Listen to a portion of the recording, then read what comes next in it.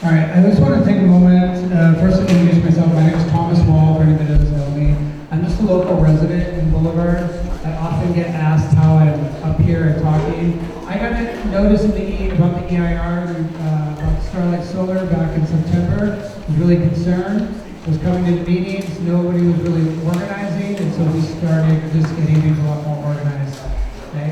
So that's kind of how I'm here. I'm just a resident, I'm somebody who cares, and somebody who deeply loves Boulevard. If you love Boulevard, let me hear you.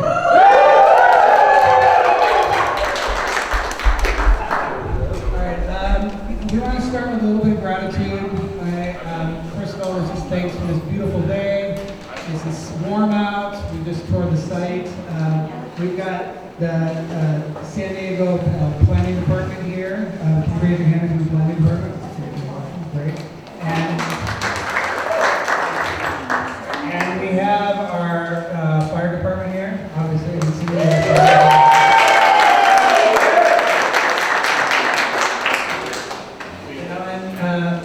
Adam from the tribe recently said to me, nobody really thinks about the fire department until you have a fire. So we've all been thinking about the fire department because we just had a fire, right? So we want to just take a moment, gentlemen, we thank you so much for doing the work that you do to protect us. It does not go unnoticed.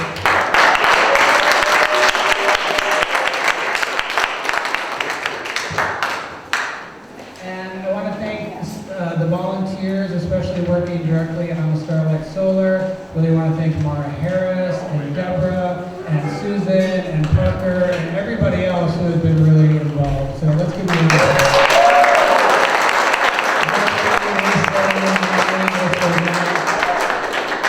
our Boulevard Community Planning Group and all the work that they do. And the most important thing that I would like for us to take a moment to thank is I want to thank you. I want to thank this community. You want to know why? Because I can be clear that I have fallen more in love with this community because the way you all have been freaking showing up.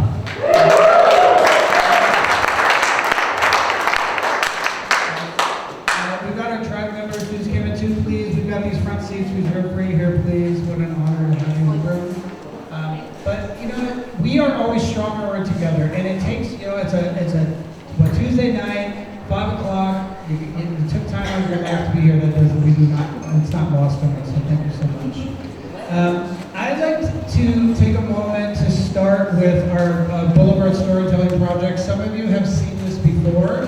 But this was a video that Tone Morrison and Mason did that really tells a bit of a story. So you gentlemen up here, you may want to turn around and see it. Some of you have probably already seen this. But I love this because it not only tells the story of Boulevard, but also tells a bit of the story of our mountain empire and our way of life. Okay? So, man, you could, let's make the first play on my computer.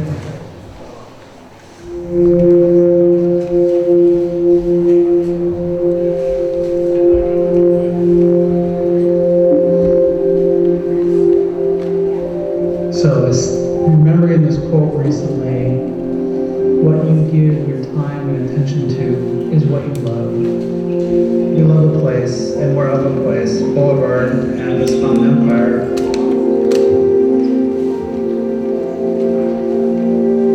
When you love a place, you really are dedicated to the commitment to the relationship and making sure the place is, taken care of and preserved. And so we're here as a community to tell our story. We love where we live. We love the night sky. We love the peace and the quiet, the animals that we've got, the natural habitat that we live in.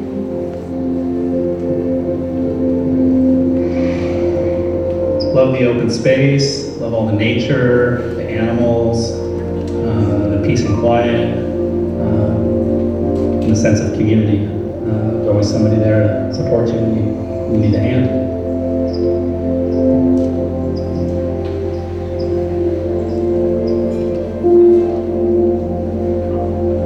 For me, it's nature, the birds, the plants, the boulders, everything about being out here that you can witness and be immersed in. I like the space, and I can run without the cars driving right next to the road.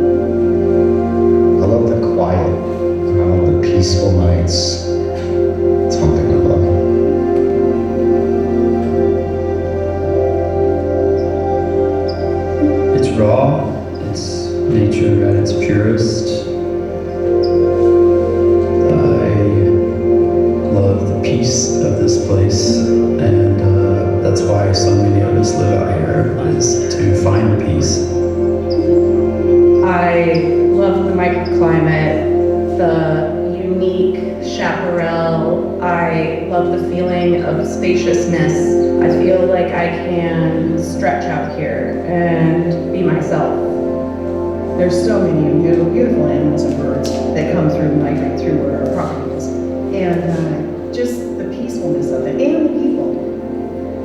The quiet is still, quiet so still it's deafening. To be able to hear your own thoughts and be in rhythm with your surroundings. I like the feeling of safety. You know who your neighbors are.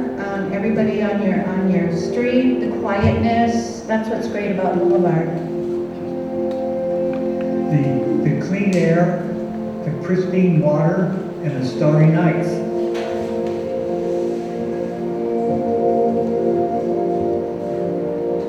I love that I can just walk out my back door and be in the wilderness and nature. The natural beauty of the space and the quiet of the natural environment here. I can tell you one of the things that I love is my home in Boulevard and this beautiful country and land and rural character that we have. And so we're here to advocate. And our hopes is by telling our story and our needs, you will advocate with us. Though we're not opposed to renewable energy, we are really opposed to renewable energy literally in our backyards without proper fire safety, proper evacuation routes, and without substantial commitment to the community benefits package. Because the reality is this package is majorly affecting this area. And it's not just one project. Starlight's one of many. JVR has already happened in Cumba. We're almost surrounded by windmills at this point. So we're here in that advocacy because we know it's our responsibility to let you know what our needs are, to at least improve this package so there's more benefits coming to the community. We protect Mother Earth, and there's room for growth in all areas and things, but I think that we have to learn how to do those things in a way that doesn't take away what is already there. Large industrialization of an area like this it's a bit devastating when you see what it does.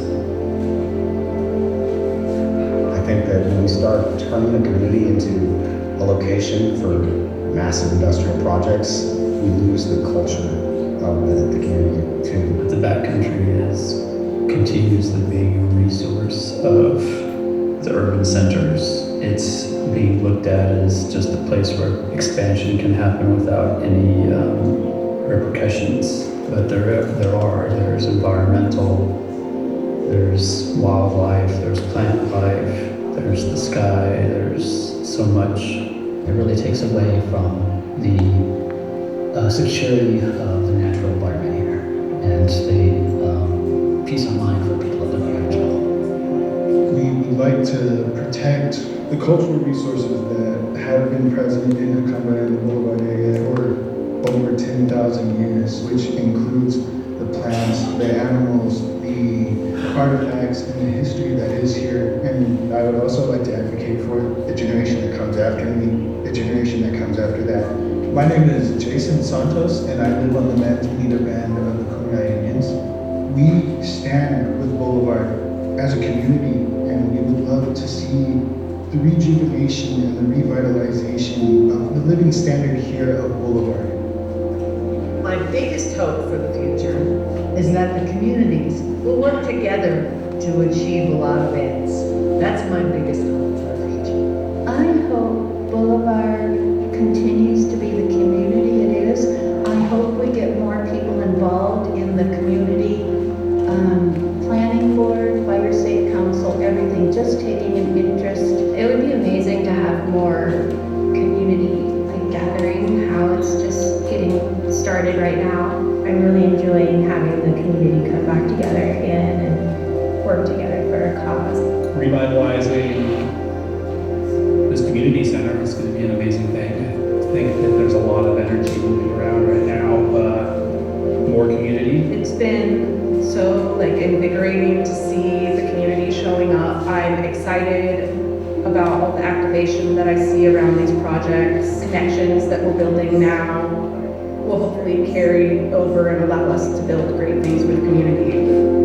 More hands, more minds, and like more hearts. I'm hopeful, and I'm a fighter, and I think I see a lot of other like hopeful fighters here. So, good. My hope is that we have a bigger voice in what happens in our communities to protect the things that we have moved out here for. I hope that Boulevard can come together and resolve the differences we have and find our common ground and fight for that common ground. I'd like to see more of the community just have more fun projects here, you know, more things that support the things that the people actually do. I think this community has so many wonderful people that can come together and to make this place come alive again. My family's been out here for 29 years. My mom has worked all those 29 years to afford what we have, our 10 acres, our little slice of heaven. Above anything, I would love for her to be able to retire and not have to fight another solar project or wind project and just get to enjoy the land she's worked for so long, for once. Lincoln, what about you? Any hopes for the future? I want a playground. Playground would be sick. Mm-hmm.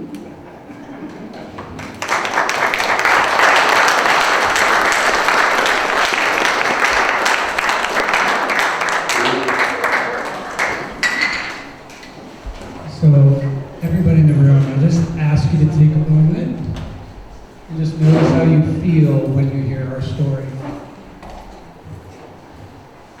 That many of us are very angry and we are fully opposed to this project. And we are simultaneously advocating for ourselves. It is our responsibility, and we'd like to thank the city to come out to hear us, right?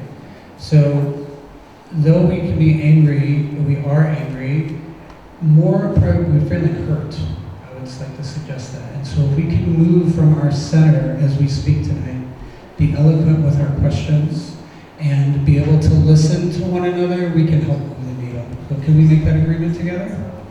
Yes. Yep. All right, so real quick, can you just say who you are, just list your name and kind of what your role, and you can share more as you answer questions tonight.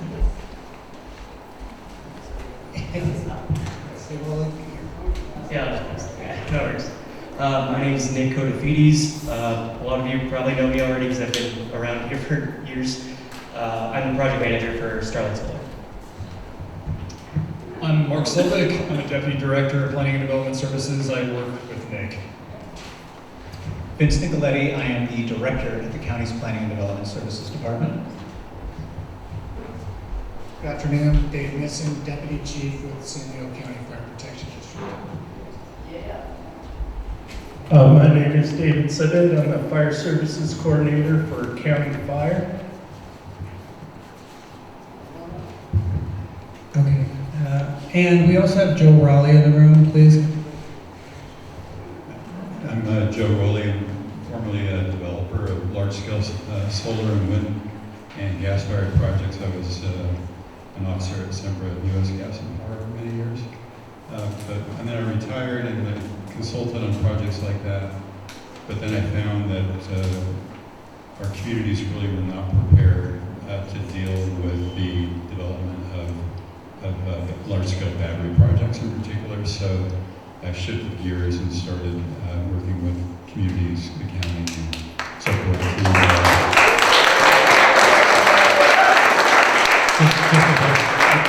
People understand what the issues were and how to come to grips with projects like this. Yeah, and we'd like to be really clear, like everybody you just met, these are not the permit applicant and these are not the developer. These are the people that are just doing the job in the city, and Joe has stepped up as just a man that cares to help us out. We're going to get into questions. So the intent tonight is to help get as many questions answered as possible, okay? The we are, the better. This is why we organize as people. The reality in this project, right now it stands, it just takes, it takes, it takes, it takes, it takes. And if it's going to go through, which unfortunately most likely some version of this will go through, it needs to have balance. It needs to give back. So that's partially what we're advocating for. Okay? So with that, unless you have something specific you want to say, we could go to questions. It's up to you. I think in general, it would be nice if we could just start with an update on the project. I would like to just start by saying, there was a comment made, no longer representing the applicant or industry. From the county team, we are not representing or affiliated with any side. We try to be as neutral and impartial as we can when these projects come in. So in general, in California, you're seeing more of these energy projects across the state. That's part of where California is going. It is leaning in towards renewable energy. And following that, you see battery energy storage. That is something that the utility industry is moving forward to support the renewable energy. So those are moving forward kind of at a policy level across California. And so we're seeing it here as well. Mark and I have worked with this department for 20 plus years. And we have seen a number of large solar projects go into this backcountry area. We've seen them go into the Borrego area. We saw them go into Ocumba area. We've seen them in other areas. We've seen this one advance going forward. Nick has worked on a number of them as the project manager. And so it is a trend that we are seeing. And I want to start by saying we absolutely recognize the impact of communities. They drove us around in hot, warm, dry air for an hour before this and really weakened us. So we were at a vulnerable point this evening trying to answer questions. But the one thing that's really clear is when people come out to this community, it is for a purpose and reason. And I'm sure it's different for everyone. That's the first question I ask people when I meet them: what brought you out here, why? But it's also clear that the community is a tight-knit, reliant community on themselves. And my observation in communities like this, it is more stewards of the land, trying to take care of the community over time and preserve the community. And so thank you for letting us come out here. Part of our job, though, is when a private property owner is proposing a land development project in California, they have a right to submit that project, and there's applications that they submit that get reviewed by us, and we do have a responsibility to review those. There's a number of environmental standards and other regulations that we apply it to, and Nick will be able to answer all of those technical requirements. Absolutely, fire safety, evacuation, groundwater, dust, wind, all of those are valid and very, very real concerns. And so we will do our best to walk through what the technical analysis has been for the project, and absolutely want to hear the perspectives that we may not know. It helps to be out there on the site to look at it. It helps to be there and walk around out there in the field together as we go forward. The other thing that we want to be is transparent to answer questions about what the process will be as projects move forward to the Planning Commission and Board of Supervisors, so we can share as much insight as we have in terms of how you may want to approach that, to provide comments, to provide feedback, to share impacts to communities. And then we want to uplift your perspective when we are making presentations. Not everything can get into the presentation we ultimately give to the Planning Commission or Board, but we have the opportunity to also do a lot of briefings behind the scenes with people that will ultimately be policy decision makers on these projects. And so our goal here in listening is to listen to your perspective so we can uplift those message points when we're making the presentations going forward. So that is our commitment tonight. Did I see a hand go up already?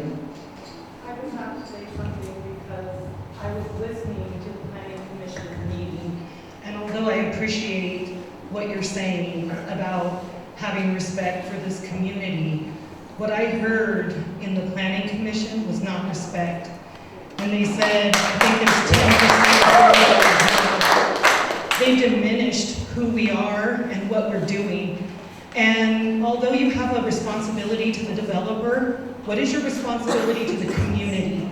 Because although there were cited in that meeting that there were 60 meetings and that we all fully understood what this project was, just because somebody was on the agenda in a planning meeting doesn't mean that the community understood that this was one of the second biggest battery storage in all of California. People didn't understand what was going on, so when they fully did, they made a showing to the Planning Commission, and they were talked down to in a manner that made me want to cry while I was listening.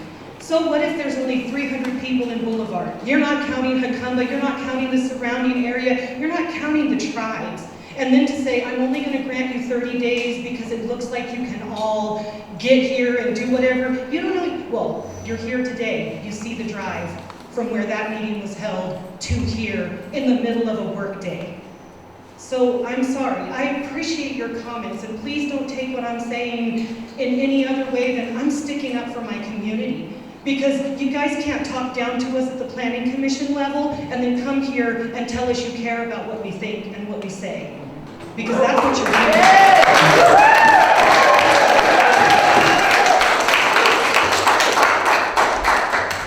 I want to acknowledge and uplift those comments. Those are beyond valid, and those are legitimate, real comments. I don't think that was the intent of the commissioner who spoke. I think they may have been confused. I don't want to go back there. But what I would say is we absolutely do feel a commitment to represent the community. We have a representation of all kinds of parties that are out there interested to comment on a project when it goes forward. And we genuinely, that is our goal as we go forward here. So even some of the things today that we took away from Jeff and Thomas driving us around for the last hour was recognizing that when we go back to the Planning Commission and board, we want to adjust how our message is. I really do want to identify the totality of projects that have gone out in this area, not just view each project in a silo.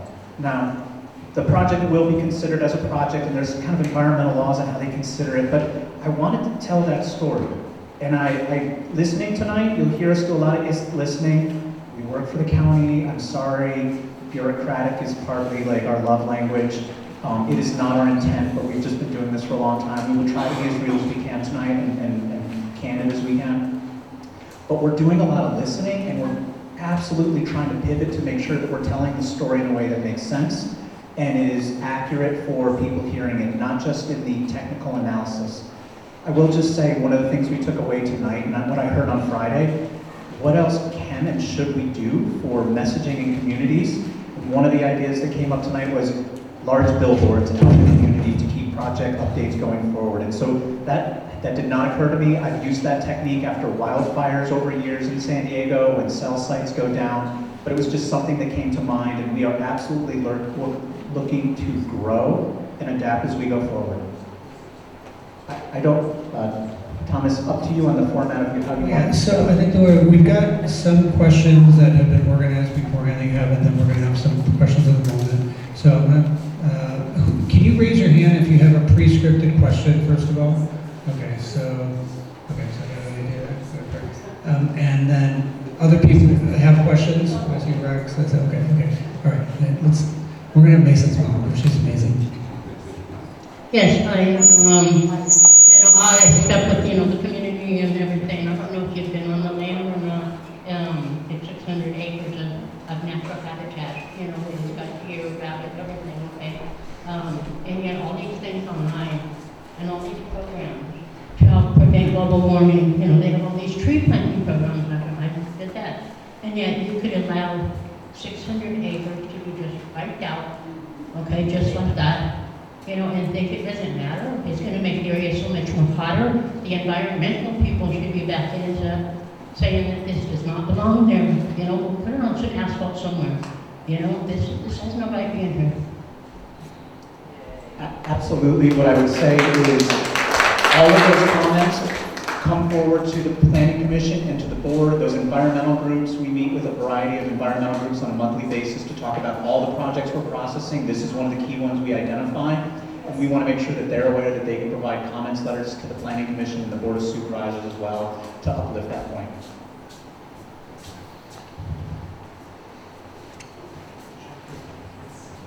My name is Bobby Wallace. I'm from the Kumeyaay Nation, one of the originals from the territory, from all over.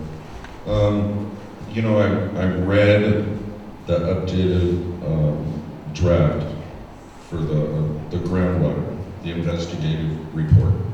So let me just go through this a little bit here. You taking notes? Page 4 of 83. How much water is currently being sourced from Highland Center well in acres per year are millions of gallons. That's section 2.4. Section 2.7, from when, collected, and how much.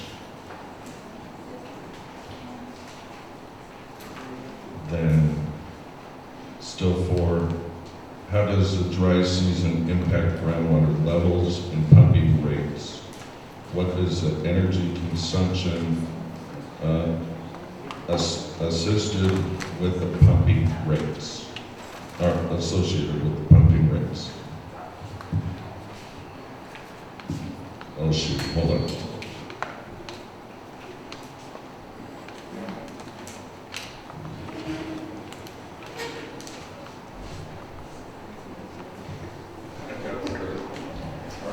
Okay, so can you hear me? Yeah. Yes. Go back to page 4, since there's a few of them. Okay, let me go to the quality reports, and this is page 5 of 83. Are there quality reports for the ocean outfall infrastructure?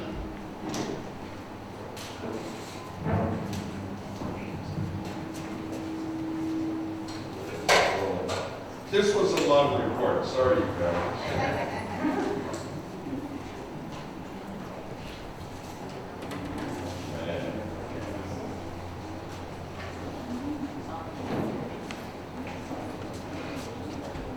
Okay, page 21 of 83, how are domestic wells regulated?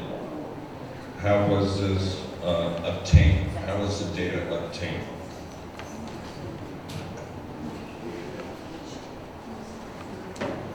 Did you want me to hit on? Not yet. Not yet, okay. Not yet. There's more. Okay, page 27 at the bottom, where the last paragraph. Look into this more groundwater levels. And that's central irrigation well.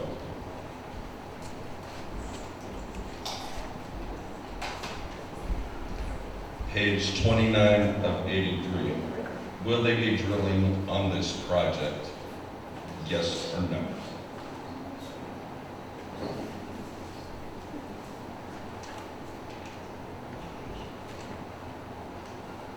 Page 30 of 83, 3121. I don't understand. Can you specify it more clearly? I'm not the smartest guy in the world.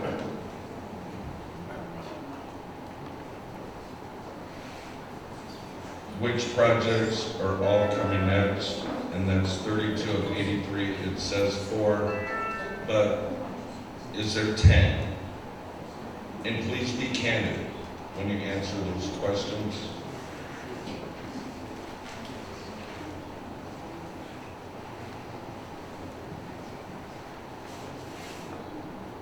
Page 40 of 83, again, because it repeats itself over and over and over.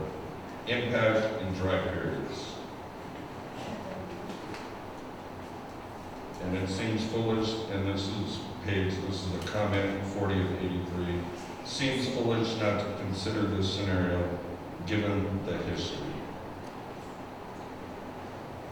And it seems like you're thinking optimistically, and it's an estimate, not a worst case scenario. So it says worst case scenario, but it sounds like it's optimistic.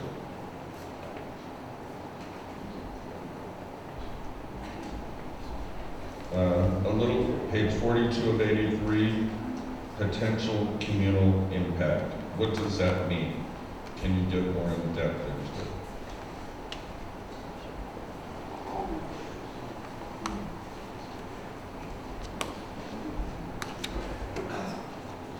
Page 45 of 83, why assume the aquifer is infinite.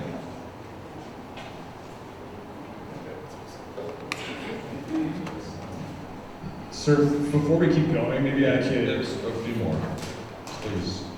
Sure. My time. And your time, but it's my time. Okay, that's enough of the water. So, you know, you talk about the water, you talk about the battery storage. Each battery has specs. Why isn't in this report of each battery, let's say it ignites and it gets put out, the amount of water it takes to put it out, and all the contaminants, each and every one listed that will go into the ground, and then list all the aquifers, all the rivers that go to the ocean, and what parts or percentages will it be halfway down, or 3/4 of the way down, or when it goes into the ocean.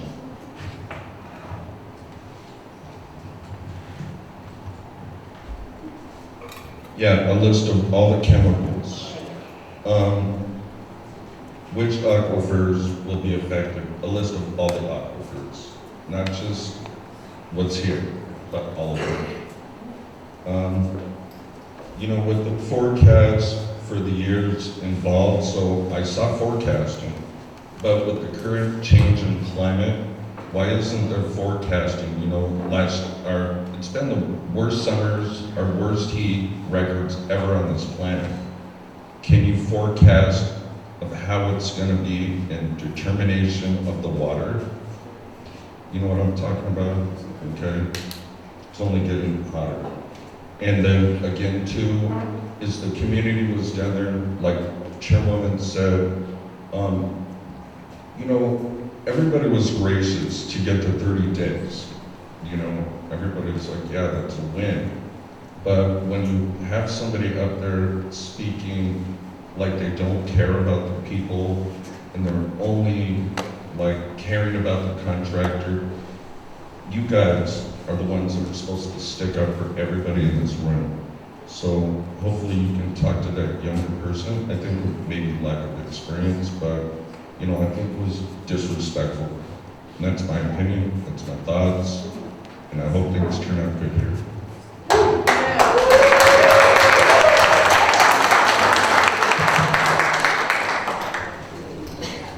Thank you, sir. We appreciate all the questions. What I was going to do is kind of start with what we do on our side and what our analysis looks at when we study these projects. And then maybe Nick can kind of address some of the groundwater concerns. So from the county staff perspective, our role is basically to review a project based on standards and adopted thresholds. Now, under state law, we develop thresholds for all different sorts of subject matters. One being groundwater. I think Vince mentioned a bunch of different things like air quality and noise. We have thresholds established for all of these subject matters. So what we do is when a project comes in, they prepare an analysis. County has experts on our side that review that analysis in accordance with our established thresholds. And we make determinations as to, is it significant? Does it require project changes? Does it require mitigation? And those things are put into the project and made conditions of the project. So a number of these things like groundwater we've studied, and we may have determinations that say it isn't a significant impact.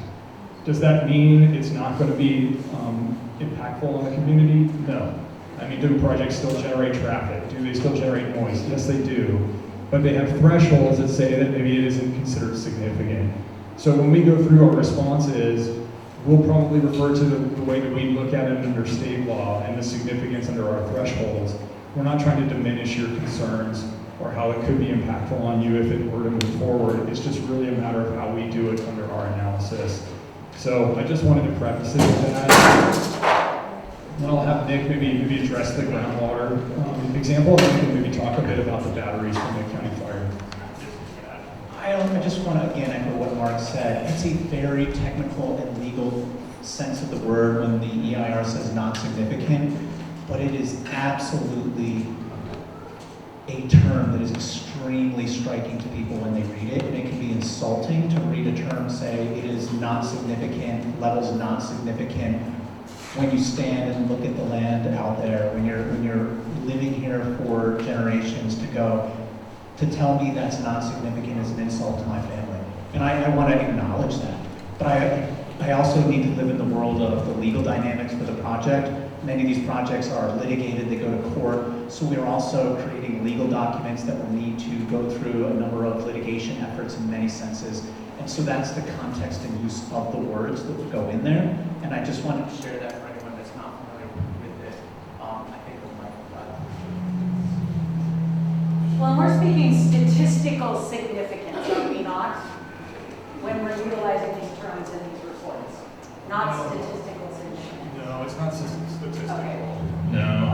And we could go through and explain each significance criteria, but it gets pretty technical based on the subject matter. But not necessarily, no. Every subject matter is a bit different. So, I mean, we could look at noise, for example. We have a county noise ordinance. It has a set amount of noise that can come from a property before it's considered significant. If that noise were to occur all day, would it be annoying to the person that lives next door? Probably would be. But from a significant standpoint, we would say it doesn't create a significant impact on that neighbor. And I think that's what Vince was referring to when he's saying that can come across very flippant. And we don't mean to be, but it's just this technical exercise that we have to go through to comply with the law. But so, are those rules based on urban analysis or rural analysis?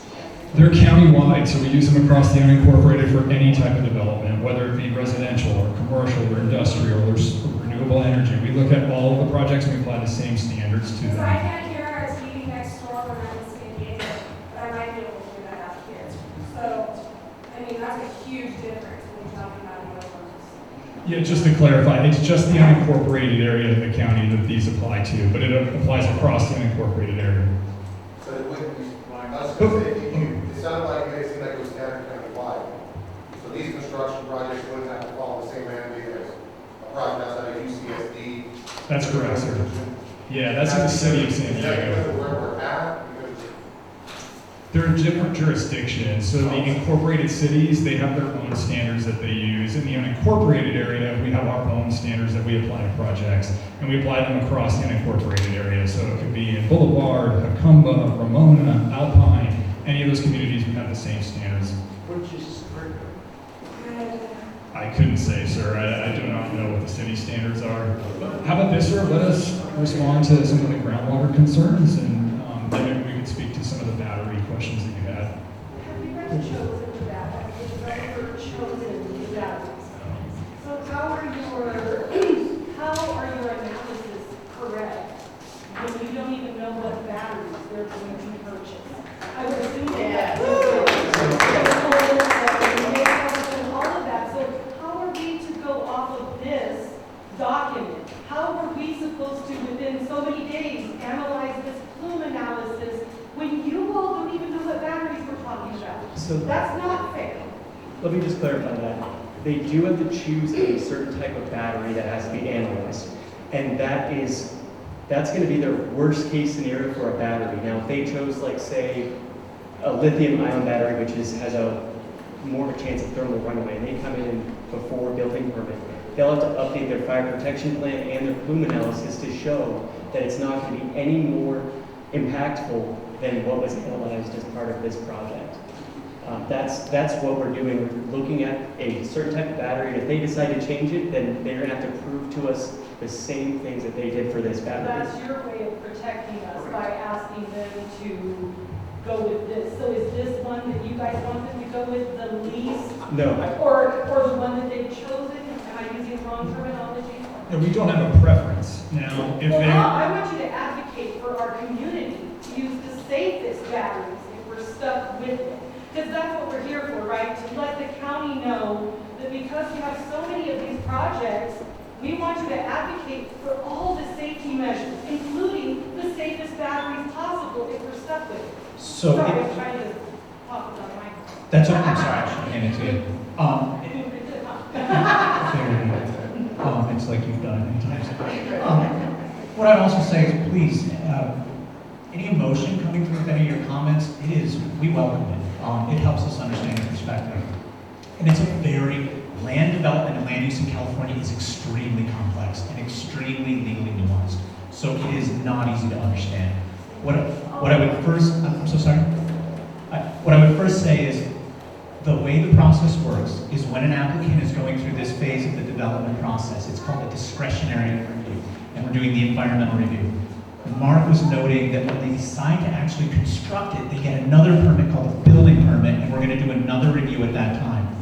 When they propose a project, we don't get to pick what they're proposing. They, as the owner, get to propose what they want. However, we're going to say, I need assumptions for what your technology is going to be so that we can have our experts look at it from a fire protection evacuation perspective.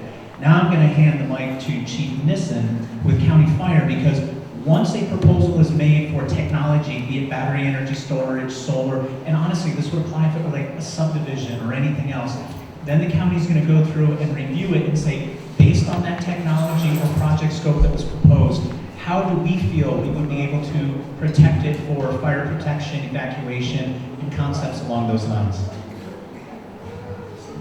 A couple things. First, I was going to respond to your question with regard to, we have a battery scenario that reaches thermal runaway, right? And so right now, there is not an approved or listed extinguishing agent for these batteries, whether they are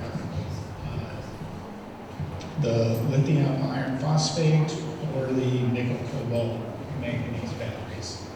And so we learned a valuable lesson. I mean, I'm sure everybody in this room was watching the news in 2024. We fought a fire in East Oaktown Mesa for about 21 days. And then I was a part of the cleanup of that facility for 20 months afterwards. And so, to get back to it, is that if we experience a fire in one of these outside containers, what we're going to do when we show up, these engine companies, our chief officers, they're going to show up and we're going to call the exposures. The exposures could be the capacitors, transformers, they could be adjacent battery storage containers, and we will likely not put water on those batteries. The faster that it consumes its contents, which we believe will probably be in the neighborhood of 5 to 8 hours to consume the contents of one of these containers. So, yes, sir. Real quick, we just go around this point. Hold on 1 second.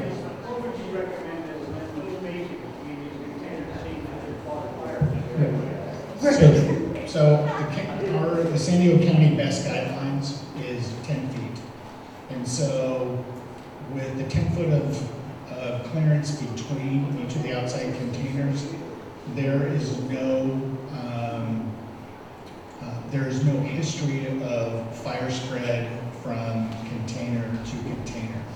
If you look at a narrowing distance, you'll see probably a handful of incidents that have occurred when you look at 3 to 5 foot, even as much as like 8 foot. But once you get into the 10 foot realm, which is our requirement, you don't see exposure light-offs of the neighboring containers. But you can't drive it. Excuse me? You can't drive between them. Right, we wouldn't drive between them anyways. We would extend hose lines to a point where we can safely apply cooling water. Well, our fire safety council recommends more distance because the standard highway lane is 12 feet. Yeah.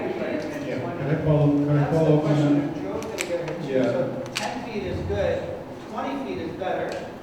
60,000 gallons of water to cool, you guys explained this, and then you're gonna go replenish. And you also agree more water is better, is that correct? To cool the battery. So you don't have to go to Hatunga or Pine Valley on that, more water is better? Right. Maybe I could put maybe Certainly more water would, certainly more water would be beneficial. The fire code prohibits us from just coming up with an arbitrary gallon of water and saying to the developer or applicant that, hey, you need to put in, I saw a reference of a 900,000 gallon water tank. We used the MFPA, I believe it was 1142, gave us guidance on gallons per minute for cooling of exposures.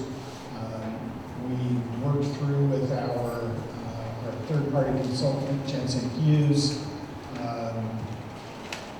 explained it in great detail, got bought-in from the fire chief prior to putting this to print, and it's a solid plan.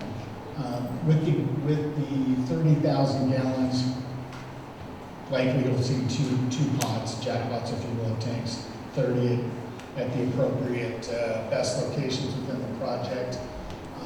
That would allow us roughly 2 hours of fire flow. That allows us to establish our own mountain water supply through fire apparatus delivery to the incident.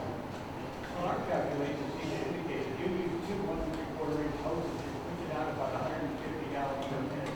If you cool the left-hand one and the right-hand one, that's 300 gallons per minute. And that water goes away pretty fast, and we don't have any resupply. I understand what you're saying, but at the same time, remember that initially we may flow higher volumes of water, and as the incident progresses through free burning into a smoldering state, we're going to use less and less. But can I maybe put a minor point on that?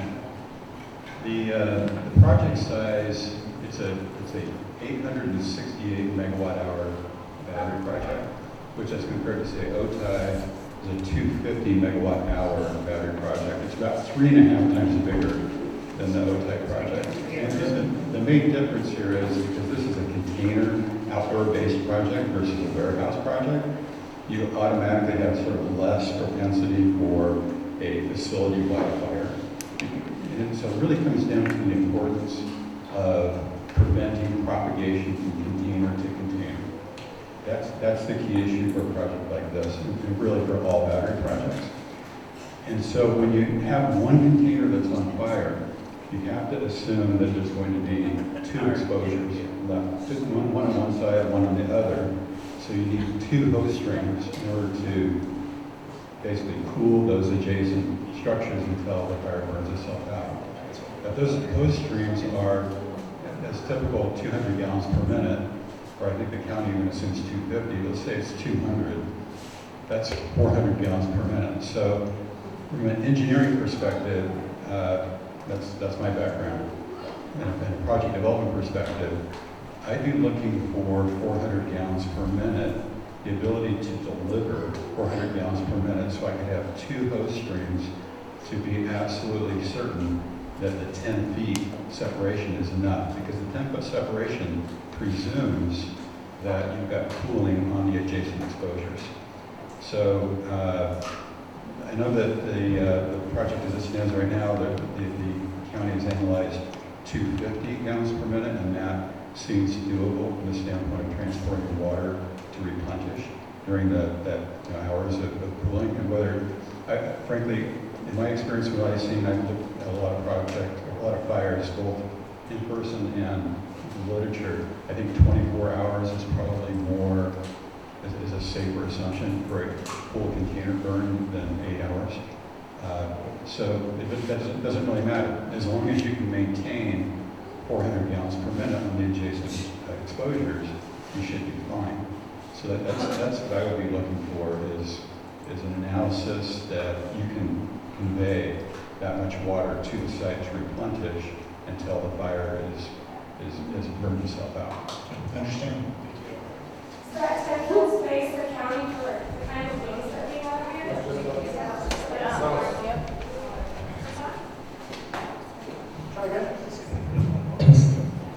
This area is known not only for Santa Ana winds, but hurricane force scale winds.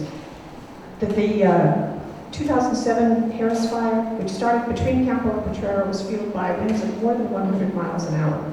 I believe it was 1970 or early 70s, Hurricane Katrina out here, same thing, it was, or not Katrina, Hurricane Kathleen, my daughter's name, was strong enough to derail the train and bust apart Interstate 8. So my question is, with a history of winds of more than 100 miles an hour in this very area, and climate change increasing the likelihood of even stronger winds in the future, will you pledge that in determining what's supposedly a safe distance apart for these things, to assume the worst case scenario, winds that are more than 100 miles an hour out there and sustained over a period of time, as well as the potential for flooding that we saw with Hurricane Kathleen? Maureen, you're going to go next, but within regards to that question, if you, in just really simple terms, what I can't wrap my head around is like, okay, it originally was 5 feet, and now the county's up like 10 feet's better. We hear from Joe, well, 20 feet's smart. Who's the fire expert? It's you, your wife, and your team. Why aren't you like, okay, guys, let's do 20 feet, let's do 30 feet. How we're talking about feet. How do we get to 10 feet? Well, I know how you get to 10 feet, but why aren't you going for 20 feet? And why aren't you going for more water, for safety? Like, you have this plan to go get water. Just, can you help us understand? Like, why don't you go for the safest, wisest thing for you, your team, and this community? If you can answer that.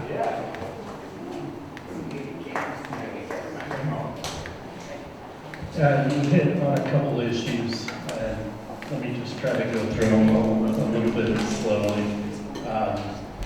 First off, after Chief Nissen mentioned our gateway fire down in Ysotai Mesa, it's very obvious at that time that batteries are a hazard, and we need to deal with it because the local codes and state codes have not caught up to the technology. One thing that we've done, we've done about 3 things since our gateway incident down in Ysotai Mesa. We needed to outsource our knowledge of plume study and analysis, which we have. We hired an outside consultant that was known throughout the country to analyze plume analysis. And we've done that. So you're going to ask us questions about plume modeling and stuff. And unfortunately, our consultant isn't here to answer a lot of those questions. The second thing that we did was we formulated, with our consultant's help and a lot of communities' help, fire guidelines. And those guidelines have been approved by the board of supervisor and now in effect to new projects.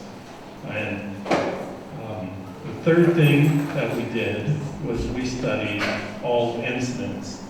There's been 26 incidents over the last 5 years, so there has been some container fires to study, which is important to us to learn from those events that have occurred. There's been a couple in San Diego County, as well as our warehouse fire. So it's very important to, after incidents, to learn from them.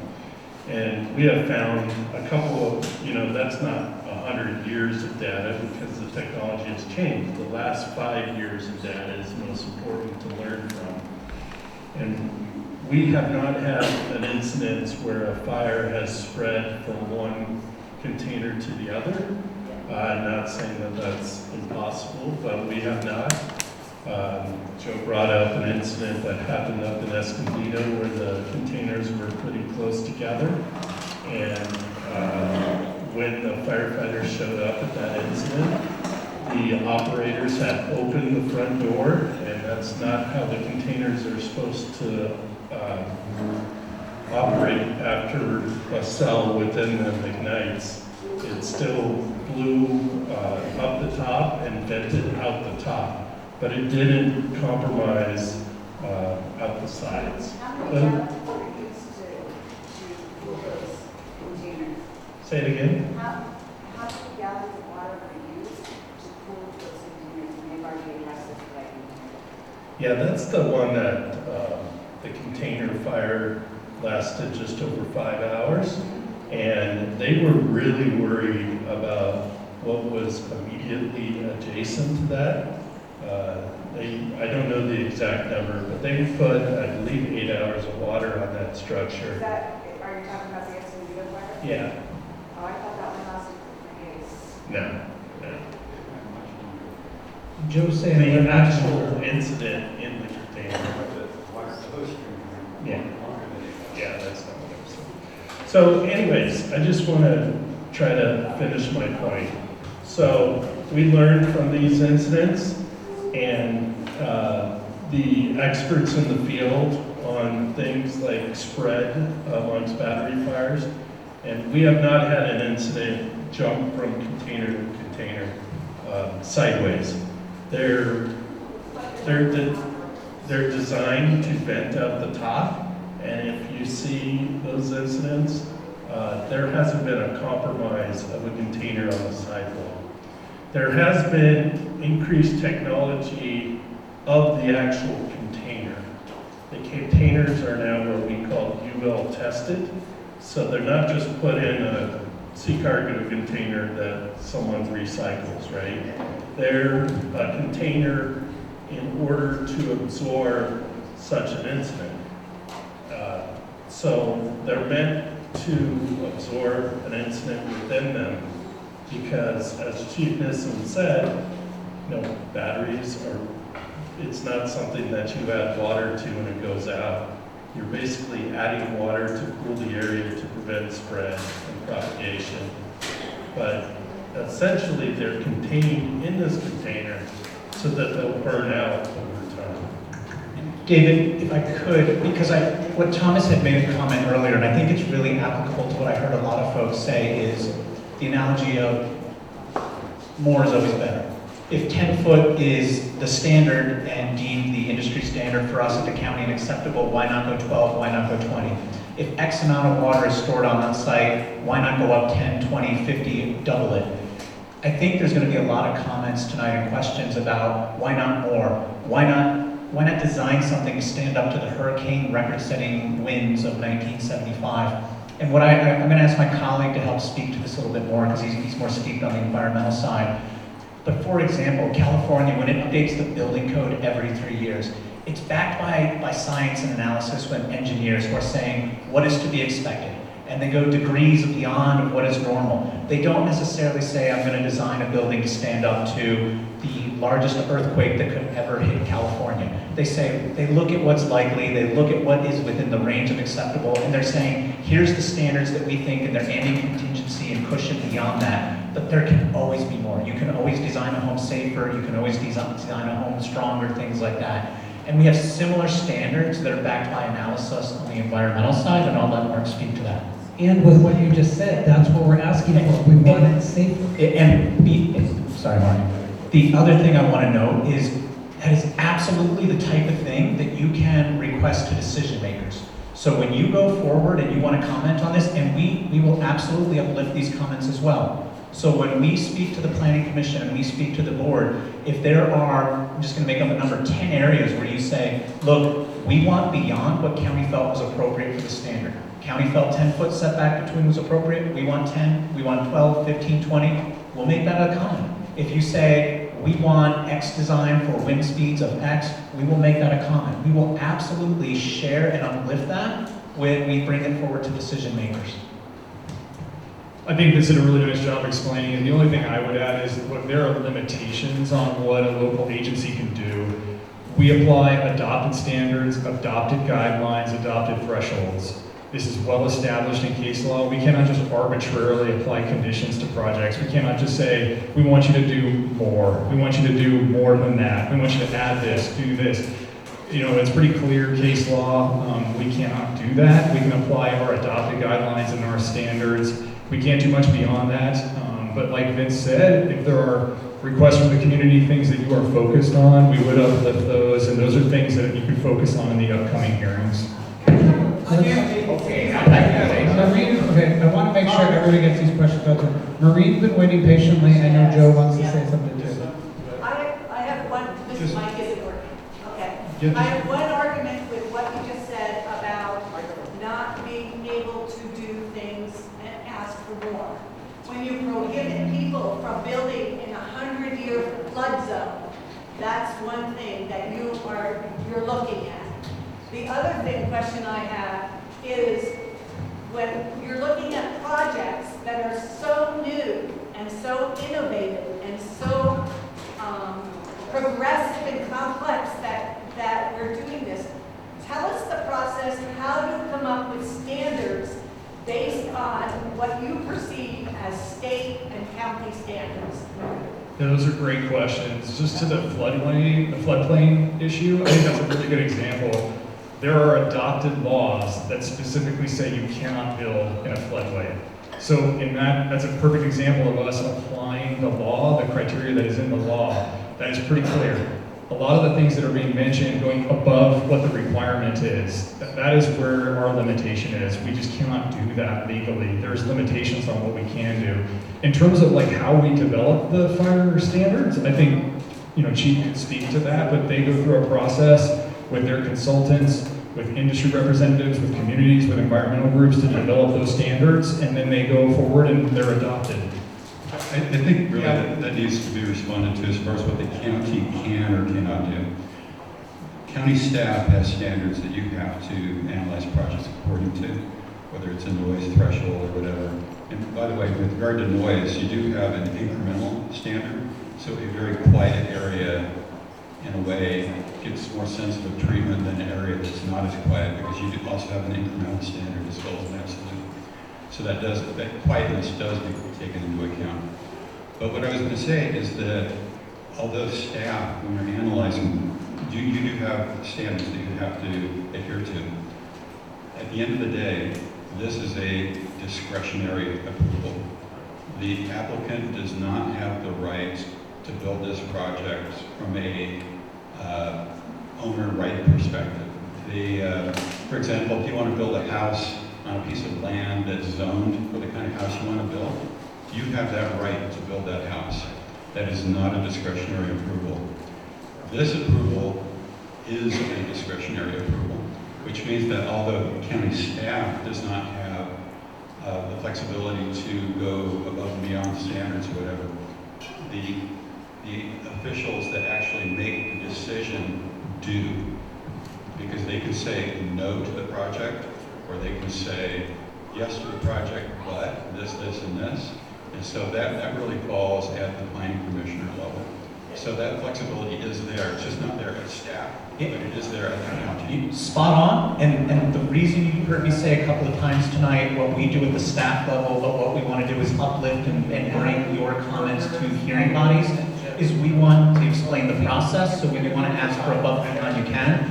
And I do think at one point it's going to be really helpful if Chief Nissen can get back to talk about how the fire standards are established, because I think that's going to be a big crux of your interest. Okay, if we can take a question back here. I'm gonna organize a bit more. There's a lot of questions. Let's get them up too. I'd like to introduce myself. My name is Alan Robledo. I work for the Manson Nevada Indians for the Fire and Natural Resources Department in Church.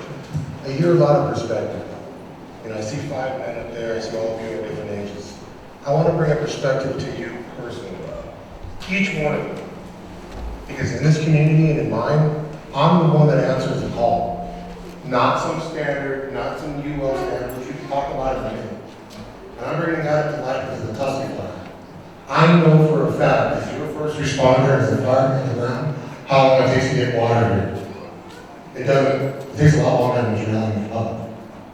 And as far as the county, the UL standards, and you brought up case law, when does it get brought up that we've been operating under false pretenses? Some of the batteries that you've been approving that have been hitting across your desk, I'm not an expert or an engineer, but I read the UL testing. They aren't testing our wind. They aren't testing our heat. They aren't testing the bunches. And by their own standards and underwriters like AIG, it's 20 foot. 20 foot is the minimum standard that they recommend. So if, as a county, you aren't taking their standards, then who's responsible for this? Because from my perspective, when a fire does start in one container, like you said, Chief, it's not going to expand from them. What happens with the brush? Let me ask you, in all the fires that have started, how many have moved off property? That's where we're at. Yeah. Off property and 20-mile-an-hour current wind. I'm not aware of any that have propagated from a container or a building. But I'll use that here as an example of the Tulsa fire. As well, through large-scale fire testing, which we require for all batteries, regardless of make. What we've seen, especially with what's been initially submitted here, is it's 10 foot. It's not 20 foot, it's 10 foot. I'm not trying to argue with you. No, I just, maybe we can have a conversation afterwards. I'd like to show you some of my data on it. That's what we read off the paper. That's what we read off the hazard mitigation analysis. Well, and then part of the mitigation also on the fire standards was that your underwriters or your fire professionals stated that we're not in a fire danger area. Spot fires are not a concern out here, fire started on the property. I have the screenshots there, I'd like to show you afterwards. I would love to see that. Perfect. I don't subscribe to that at all. Okay. No, oh, sir, me neither. Me neither. We are definitely in a fire-prone area where spot fires are a huge danger. And I think that needs to be stated, because what I'm stating is, it is what is written by your fire experts in your DIR. And I have the screenshots of this.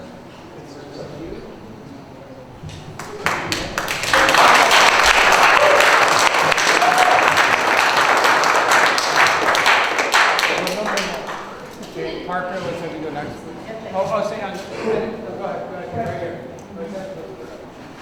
Sorry, I'm the Tribal Historic Preservation Officer for the Manzanita Band of the Kumeyaay Nation.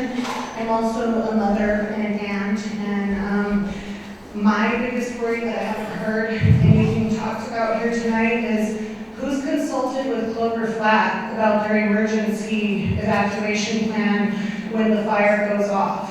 What about, not just for the brush and the fire and the spread of the fire to the brush, but what about the toxic plume of smoke? And what's the evacuation plan for the students there? And how long do they have to stay away from the school? And when can they return? And, who's going to take care of them? Who's going to make sure that the mom and dad that work in San Diego can get up there to get their babies whenever the fire starts and the toxic plume lays in this valley?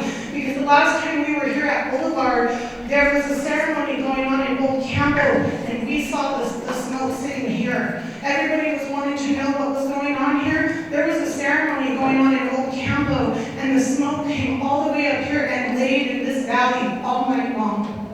So when can the kids go back to school? When is it going to be safe? Are the classrooms going to be toxic? Are our kids going to be safe? What is the plan? And have you guys, the county, consulted with the school of Clover Flat? Because, yes, they're over a mile away, but we all know smoke and fire don't care about a mile. That'll eat that up so quick. So I'm worried about the school. I want to know what is going to happen with Clover Flat. And where's the mitigation for that? Or where's their safety measures so that our kids are okay and that the parents that have to work somewhere else make sure that their babies are okay and not breathing in toxic smoke?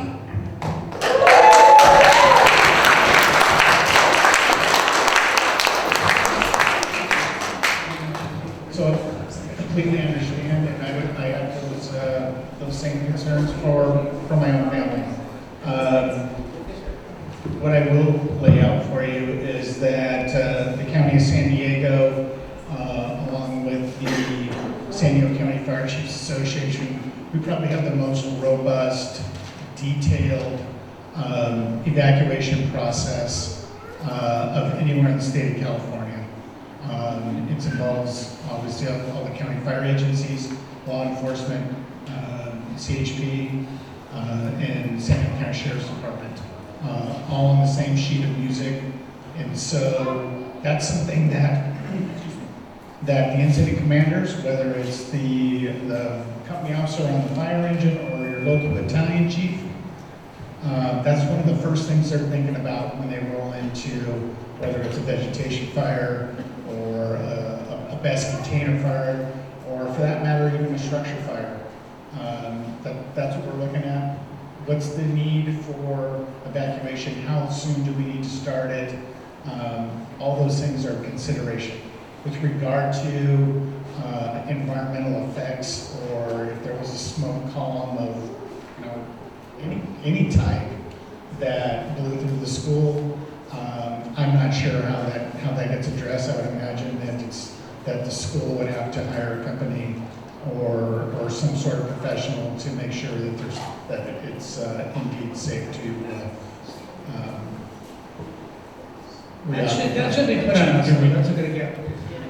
Chief or Dave? I think, I'm sorry, really quick. I'm sorry. Look around. We're in Boulevard.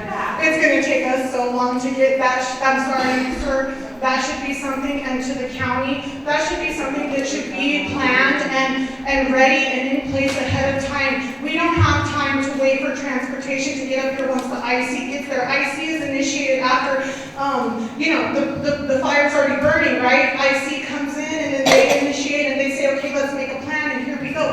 Those babies should already be out of there, and we shouldn't have to wait hours to get transportation. There's not enough buses to take our babies home, sir. I'm sorry, and that scares me, like it makes me shake, because I know what it feels like to have the fire breathing down. The Tussle fire started at the corner of Manzanita, and it ate up 1,000 acres in, less than 2 hours?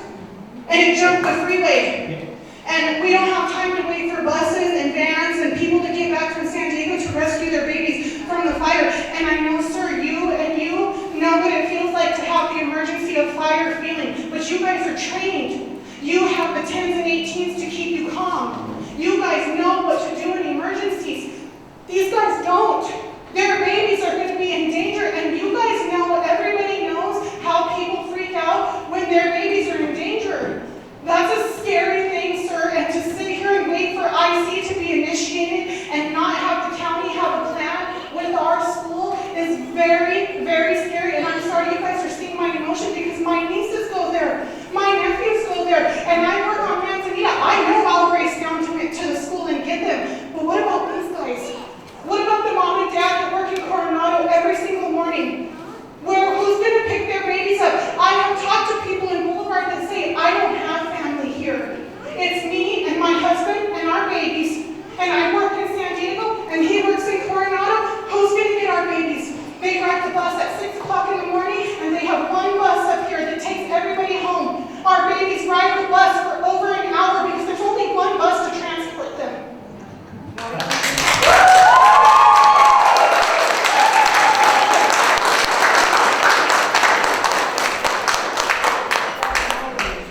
Nor do our schools have the money to figure out who's going to study whatever to figure out if it's safe for our kids. What kind of money we don't have that kind of money. So It's a franchise. I'm standing up, not for any other reason than I just want to be able to see you and tell you, you made a comment of like, I apologize for my passion and feelings. Please don't ever apologize for your passion and feelings on any subject in life. That's my personal feeling in life and my professional feeling. What I want to say to your overall comments though is, at the county, if there is an emergency, we have a deep county team that will engage. So I'm not going to stand up here and tell you everything is going to be foreseen and every scenario is going to be game planned and I can have 7,000 pages ready. But what I can tell you is the Director of Environmental Health and Quality, who has hazmat teams, they respond to issues on a daily basis, from Tesla fires to scooter fires in garages to chemical spills on freeways, all kinds of unforeseen. 1 hour later, they'll be here. We have a deep county team that, regardless of the emergency and the scope, we are committed to be there for the communities to respond as quickly as we can to support them through the emergency and through recovery when we can. And so you're going to rebuild our community after everything's trashed. Please go ahead. Would it be too much to ask them for the county to go and approach the Clover Flat Elementary and let them know that and start paying resources and give somebody a number and a plan or something to have in place before all of this starts? You know, yeah, so what I will say is we will absolutely follow up with the school district to ask them about their questions and concerns and how we can support them going forward on the project. Yeah, because I think that, I just want to say something. In all of this, when we talk about the developers, when they come and they do all these grand things and they're going to promise all these wonderful things in the community, please don't forget to tell them to forget about Mountain Empire School District, because we are one of the poorest school districts in all of California. And a little donation here and there, $100,000, a fixed well, a gymnasium so that we can all watch our babies have their awards assembly at the same time. There are things that the developers could do that really would benefit our school and our future. Those babies are going to be here watching this. Some of them are going to still live. Well, I know my nieces and nephews are, because the rest can't be sold, so we got to live here forever. So my babies are going to be here. They're going to see all of this. They're going to watch it, and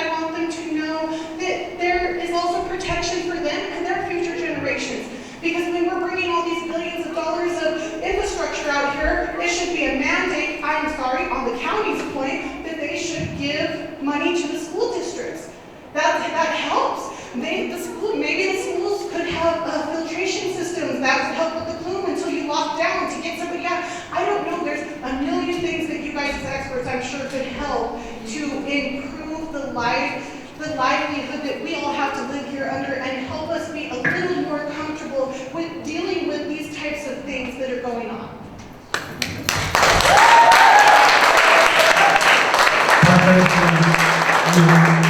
As Parker answered questions, we've got it in order, so I'm going to make sure you did it right. But you know, one thing we're talking about is, and this is, I just give it a point, we're just talking about making this safer. I don't think any of us can understand why you're not just, okay, yeah, that does make sense. I hear what you say, Vince, but Joe's saying, Adam's saying, we know our lives, you don't. And who in this room is going to feel better with 20-foot spacing versus 10? Okay. Who's going to feel better with 400,000 gallons of water stored versus 60,000? Okay? Just better. That's all we're asking for is better. And it's to come with the technical and all that and the law, I get this, but this is not about that. This is about human life. This is about our life, and we need you to stand up. Thomas, on that point, is it important for you to make sure that we are being very clear with the people that will make decisions on this project, what your requests are? Yes. Okay, I commit to that. Okay. I commit to that. So when you're making these requests, we're taking notes now, but if you want to coalesce into one letter or something, I commit that we will make these points to the decision makers so they are aware of what our interpretation was based on technical standards that have been established for years, and then what the community, who has a better understanding of the local dynamics in the community, is requesting. Who thinks this is a good project for this community? Nobody. Nobody thinks this is a good project. Tell me that. Hello. Okay, Parker, you're next, and you're going to be up to Parker. My first request is to ask for the 30 days, because it's 1,000 pieces of paper. 53% of this community is disabled and we're notified of this project. My second question is, how are we going to warn people that don't have phones or internet that a fire or emergency is happening and they need to evacuate? I've documented a cell coverage situation out here with 53% of the town's population, 64 to 65 years old.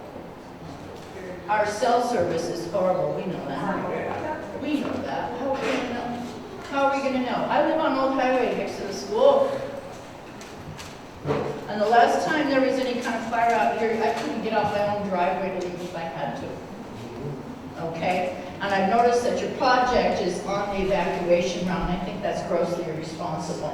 And who's going to take care of our elders and community? They don't drive. They don't see, they don't hear. Some of them have heart conditions, breathing problems. I do. And I'm 1.4 miles from the dirt.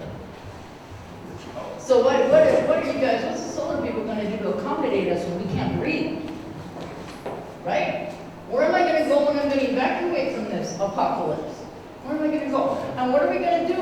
You know, how are you guys going to compensate us? Excuse me. How are you guys going to compensate us when we get sick in the dirt? Those are my questions. And the other is, the CAL FIRE, how are we going to be notified? How is 53% of this town's population, all elders and community, and thank you for coming, going to be notified when it's time to evacuate, and how do we get them out here? That's it. Thank you. Thank you.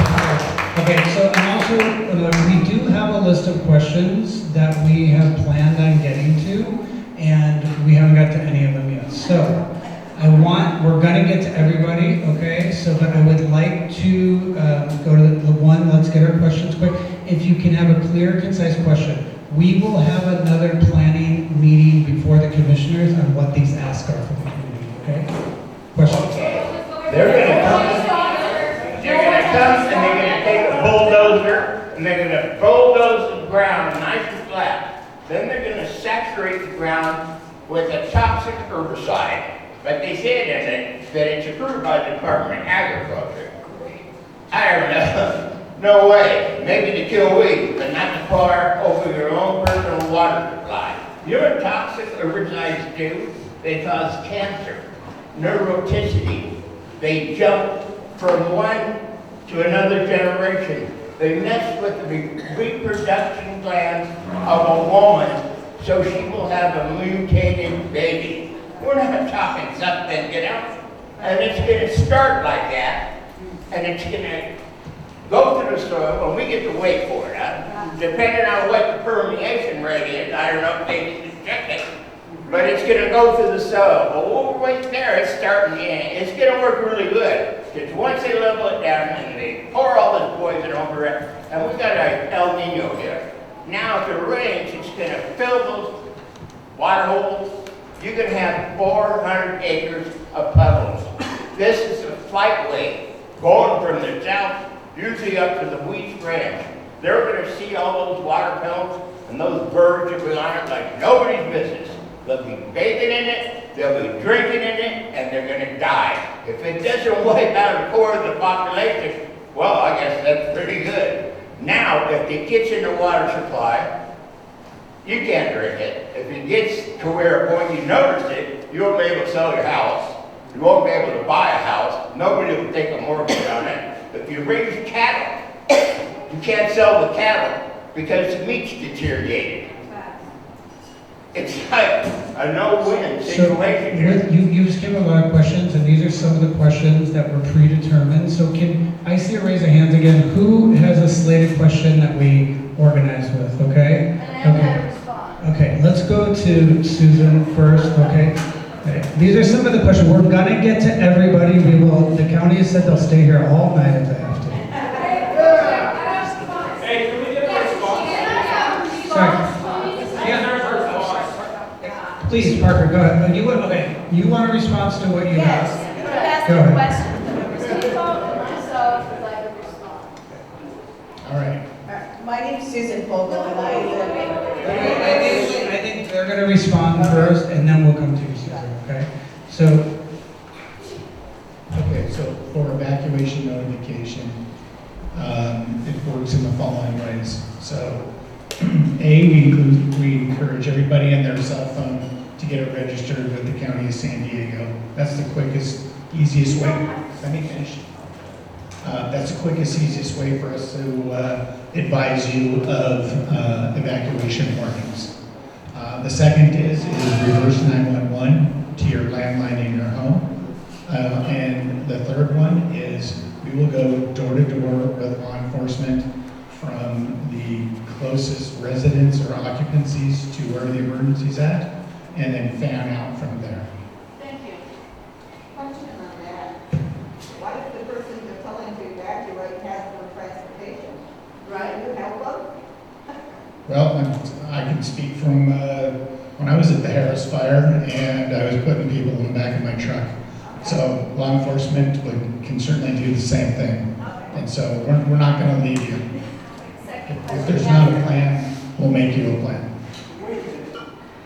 With the recent fire, the sheriffs were letting people go to their houses because they didn't even know the houses were there. So they're, especially with the sheriffs, they have such an unfamiliarity with the area.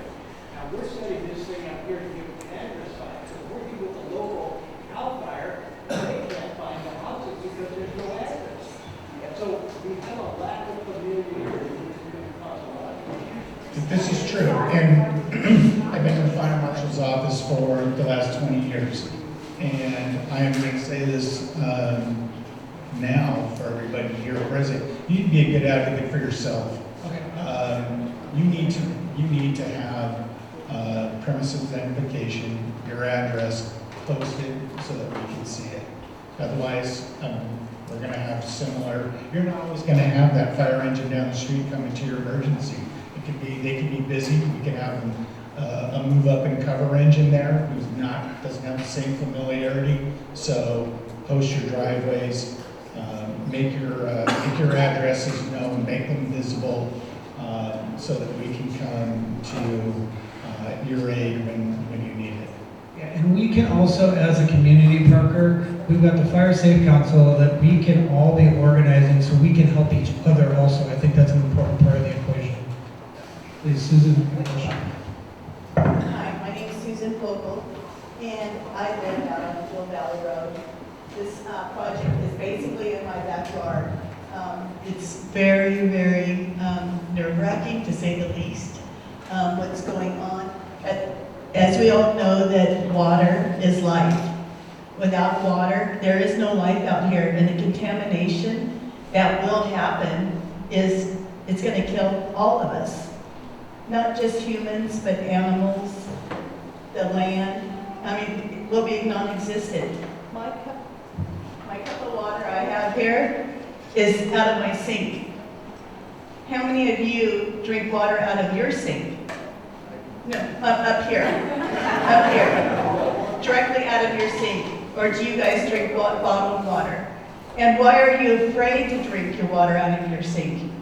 Because it doesn't taste good.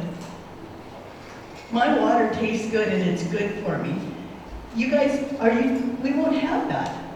And it's so important because this is life.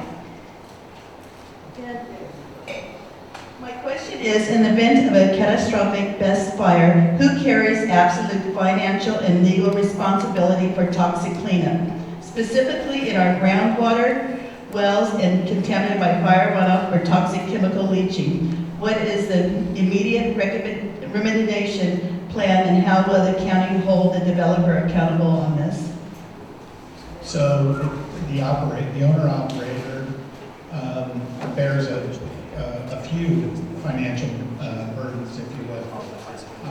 One is they are responsible for all suppression costs for us to come out and mitigate an incident. Once we get into post-fire, then San Diego County Environmental Health will be involved with it. And then more importantly, what you'll see is the United States EPA will come out. They will assume command of the incident, and they will ensure that proper monitoring for runoff, groundwater, those types of things are followed through, and that proper orders are issued to the operator to make sure that those cleanup activities occur.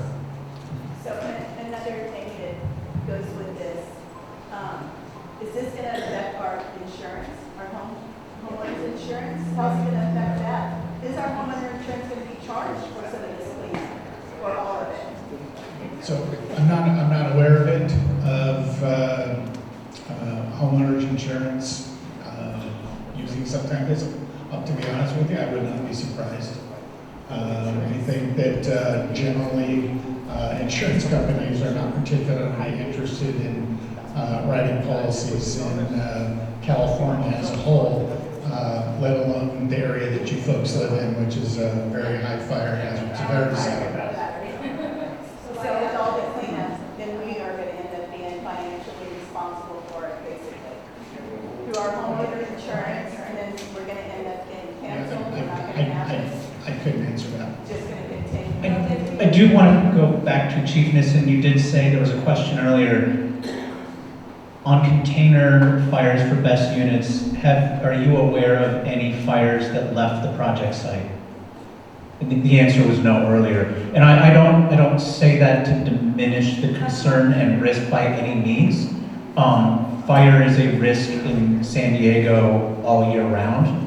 But what I would also just note is with any wildfire, going back decades, the county engages on both response with law enforcement and fire services all the way through recovery. And so we are engaged with communities often on stormwater, runoff protection, looking at flooding, things like that, working with state and federal agencies to try to bring in resources, whether it's BMPs, hydroseeding slopes after fires, recovery centers out in the community, linking up volunteer and resource agencies. Depending on if there's hazardous material concerns, I gave examples earlier, we are regularly engaged after disasters, especially the larger ones on that. And just depending on whatever the unfortunate disaster is, we would engage as well. And how many of those fires were as rural as we are? Many. This rural? Yeah. This higher winds? Yeah, I moved here in 2000 myself, to the 2001 with the Viejas fire, 3, 7. Those were all some of the major fires that were through all the unincorporated communities. With fire hydrants in the communities or well? The variety. What was the question? I'm Were sorry. they all for these fires? They have fire hydrants, the ones that are pertaining to the exact area, because we don't have fire hydrants. So I'm just curious. So I can give you a friend of mine is the fire chief in Riverside County, and who has quite a BESS footprint up there.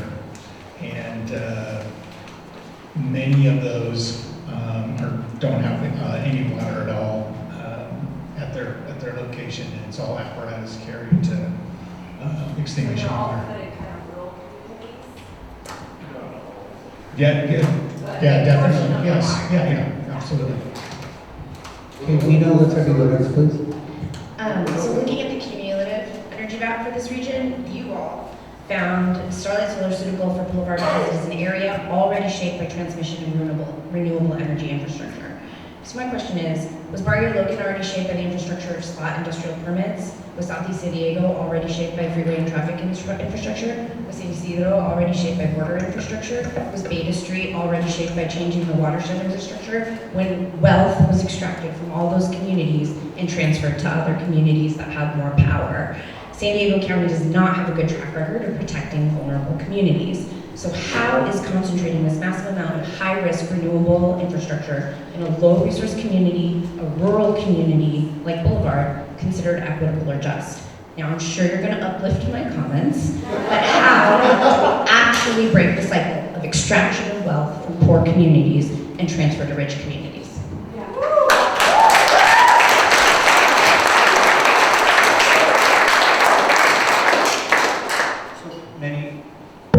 Many of those projects were in other jurisdictions, so I can't speak necessarily to the history of all of it, but I will absolutely recognize over time, over decades, one project goes in, another project goes in, another project goes in, and it's shaped over time. And that has absolutely happened to much of the East County. I meant the point at the beginning of this meeting that over the last several decades, we've seen projects going in to Borrego, the Jacumba project, this project is proposed, the transmission lines that came in through the state PUC. That has absolutely been a trend and slowly began to add that dynamic to these communities so that when projects are proposed, many of them are already there. I will not deny that. So why do you say in your report that this is a good place to put all this if you acknowledge that that is not a reasonable way to approach communities? If I understand the question, what we look at is, are they able to connect into the grid, minimize the amount of utility line connections that they need, minimize the amount of utilities that they need to produce or build on the property? They are right next to the existing Boulevard substation, so the project is going to directly connect into there. Those transmission lines do have capacity for the project itself. So there is an ability for this private property owner to submit a permit. It is in close proximity to the substation. So I think that there are a lot of reasons why this particular area is seeing these sorts of development projects. And yes, Joe. So you guys, in your document, you do discuss the cumulative effect, right? So what is the outcome of that? Because that's the question that's really being asked here right now is how much more? And earlier you guys talked about worst case scenarios. So do your worst case scenarios take into account lightning strikes and storms or something that would cause all of these projects to be on fire at once or multiple projects to be on fire at once? Because if that were to happen up here, how would we live through that? And I do want to say one thing. Thank you to firefighters and all the people who come rescue us. We were on fire the other day, like my daughter said. But for certain law enforcement and other emergencies up here on this mountain, there is a time frame, like everybody was saying, of how long it's going to take them to get here. So does your document take into account what we can do on this mountain to take care of ourselves before you have to call Pine Valley, Alpine, wherever else, all the first responders have to come from to get here? So you guys are missing the point. We're asking you to, if we have to live with this, then you have to put those resources here. We need extra law enforcement. We need extra firefighters. You guys are saying, no, we can't ask for too much. But we gotta ask for something that allows for us to be safe. And all these projects are making someone an enormous amount of money. So And it's not our when you guys community. can't keep saying like the developer has no obligation to this community to make sure we're safe, and I'm not sure that your documents address all of that. The cumulative effects, the real worst case scenario, the real idea of, can we have a bus parked up here that takes some of these elders somewhere? Can we have extra buses? This real thing of donate to the school. I don't believe, and I'm going to make that statement, I'm not going to ask you a question. My statement is, your document doesn't adequately address this. That in all transparency and in all honesty, that's what you're hearing from everyone here. Your document doesn't accurately address everything that's going on here. That's why it was asked for 90 days, not just about the plume analysis, but the fact that we weren't all accurately informed. And that, you know, sometimes when you think somebody's already made that decision for you and a yes was given by some other organization, that's why maybe you didn't have that participation early on, because some people thought we had no say in it. But you guys do need to hear us, and you guys do need to postpone this. You do need to tell the county that we have valid concerns, and that your own document that represents the cumulative effect is not up to par. I'm sorry. You really need to add some of these things. You need to go back to the drawing board, and if this is not the last project, and we're going to be looking at more, and I think we all know that. The north side of the highway is going to be wind, the south side is going to be solar. So how much does this community have to endure, or does it really go back to, we're only 300 people, the decision has been made for us by whatever organization, and we don't get a say in it? Because that's how it feels. So these are real concerns. These aren't just, you know, we're wanting to make a bunch of fuss and stop this. We're actually giving you information on what you should be doing to protect us for what, the next 40 years? So think about that.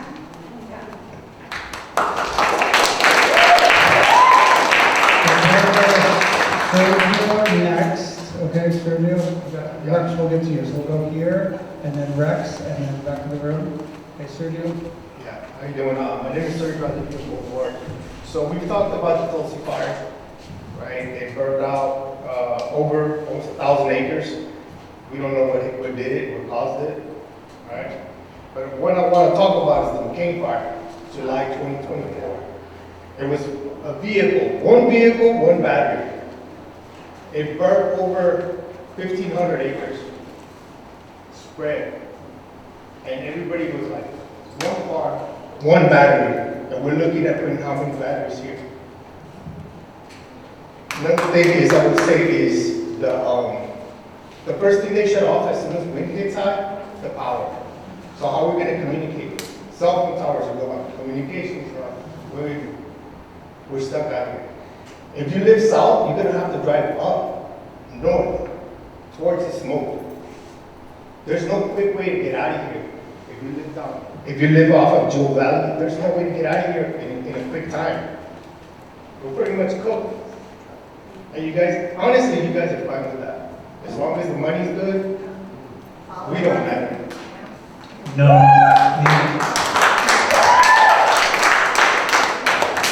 No, the county's not okay with that. That is not what we are proposing or presenting as what we feel is safe and appropriate. What I heard the fire chief say today is, in terms of fire district experience, fires with these BESS units, they have not seen these fires spread outside of project sites. They remain largely contained to the unit itself, the unit origin, with the fire suppression, with the water suppression. I understand plenty of opportunity to talk more about water amount on site as well. In terms of a existing concern just on fire evacuation, should there be wildfire through a community, absolutely valid concerns. And those are absolutely things that fire districts are looking to improve over time. And I think we are going to look to this project to say, how can we leverage anything here? and improve existing conditions.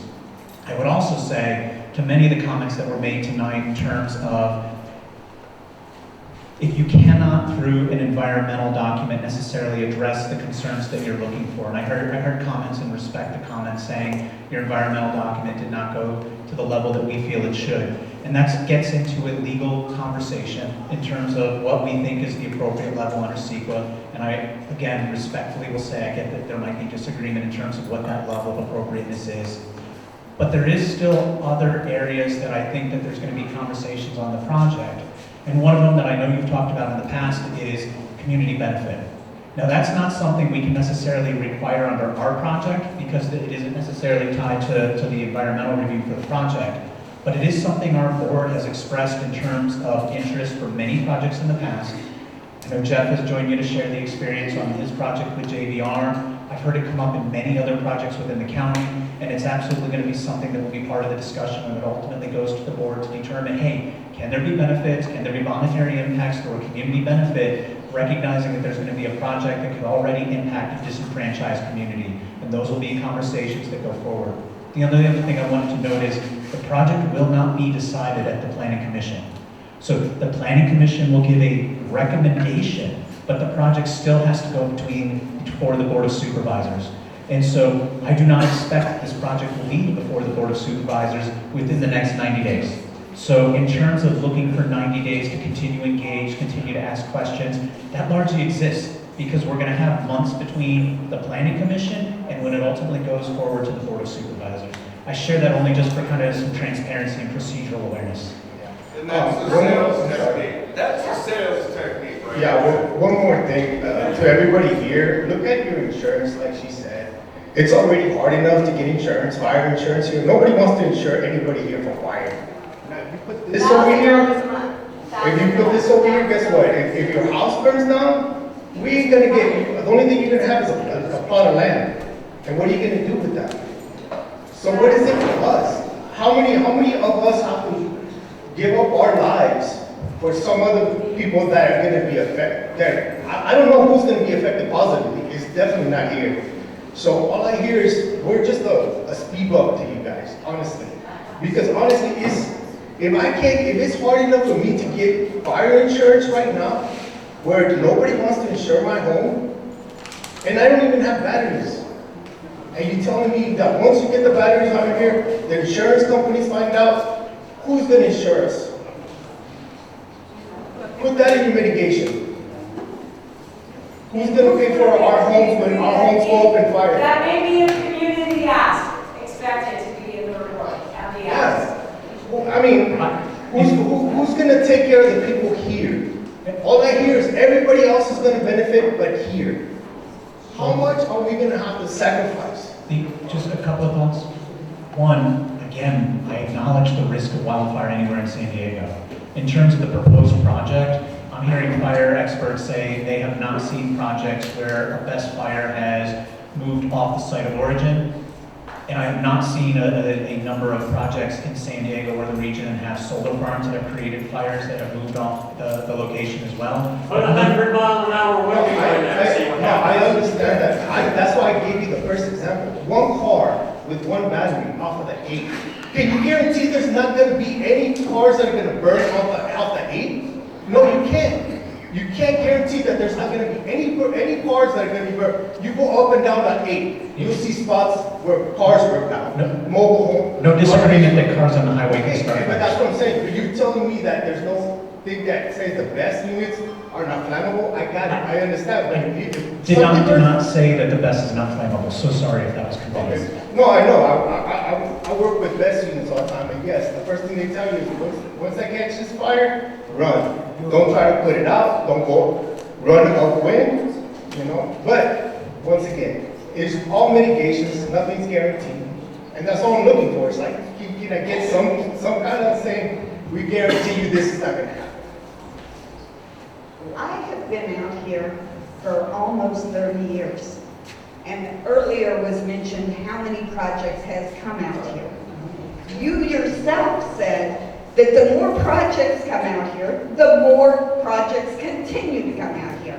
When does the county say this area has enough of it? When I moved out here, I couldn't see a human light at night. We had beautiful stars. Now I have to turn my bed to face south rather than north because of the windmill flashing. And it only continues to grow. So when do you guys say they've had enough? Move the project someplace else.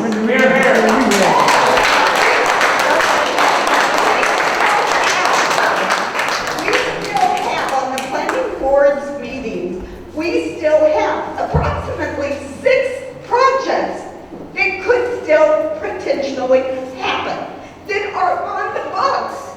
Now, granted, some of them haven't moved forward in a long time, and we hope they never do, but they've reached the point where we have no control anymore. Thank you. A couple of quick thoughts on that is, you asked when is enough enough? One of the items that we'll be bringing back to our board of supervisors this year is an ordinance for the location and siting of BESS facilities in the future. So this one is proposed as part of the project, but there will be an update to the board on BESS overall. And there's absolutely an opportunity for community to say, we would like a moratorium on BESS facilities overall going forward, if that's an interest. We've been saying that for at least 20 years. We have been saying, when is enough enough? You know, they dump like she said, they dump the sexual predators out here. Everything that they don't want in San Diego City, they dump of East County. We moved on.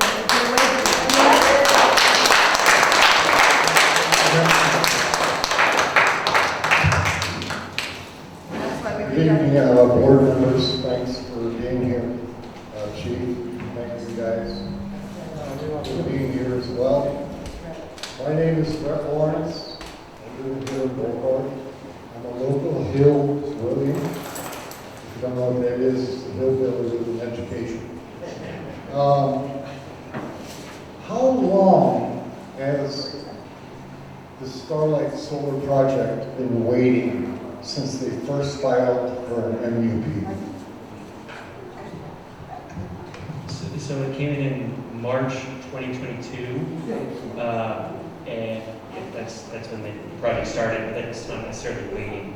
Okay, next question is, when did you get the OCA, otherwise known as the Plume Report, added to the EIR at the county level? When did that happen? So I can speak to that. So what happened was... When did you get it? When did we first get the plume analysis? Probably the first draft of it was maybe April, maybe like 3 or 4 months ago. April 26th, maybe? When did the county get the final draft? Was that June 1st or June 2nd? The reason why I ask is because you guys get a document. Do you know how many pages that document is? Have you looked at it? How many pages is it? I can't remember the exact number, but I know I read the whole thing. 100 pages? 20 pages? 50 pages? Yeah, maybe it was like around 4. That tells me that you guys didn't read this stuff. I know how many pages it is. I went through it. I've got it on my computer. It's 40 pages. 40 pages to a guy who's smart, informed, is all gobbledygook to me because it's all equations and this and that, and it's like, who goes through all that stuff in 30 days or less? You need at least 90 to 120 days to decipher everything in that 40-page report. So I'm asking for the continuance before it goes to the planning board to be 120 days, not 60, not 30, not 10, 120. And I don't want the planning board even taking a positive side of this to the board of supervisors. I never wanted to get there. Thank you. So, just in terms of thoughts on that, the team wanted to be mindful of giving an incorrect number, but I was listening to them say about 40 pages.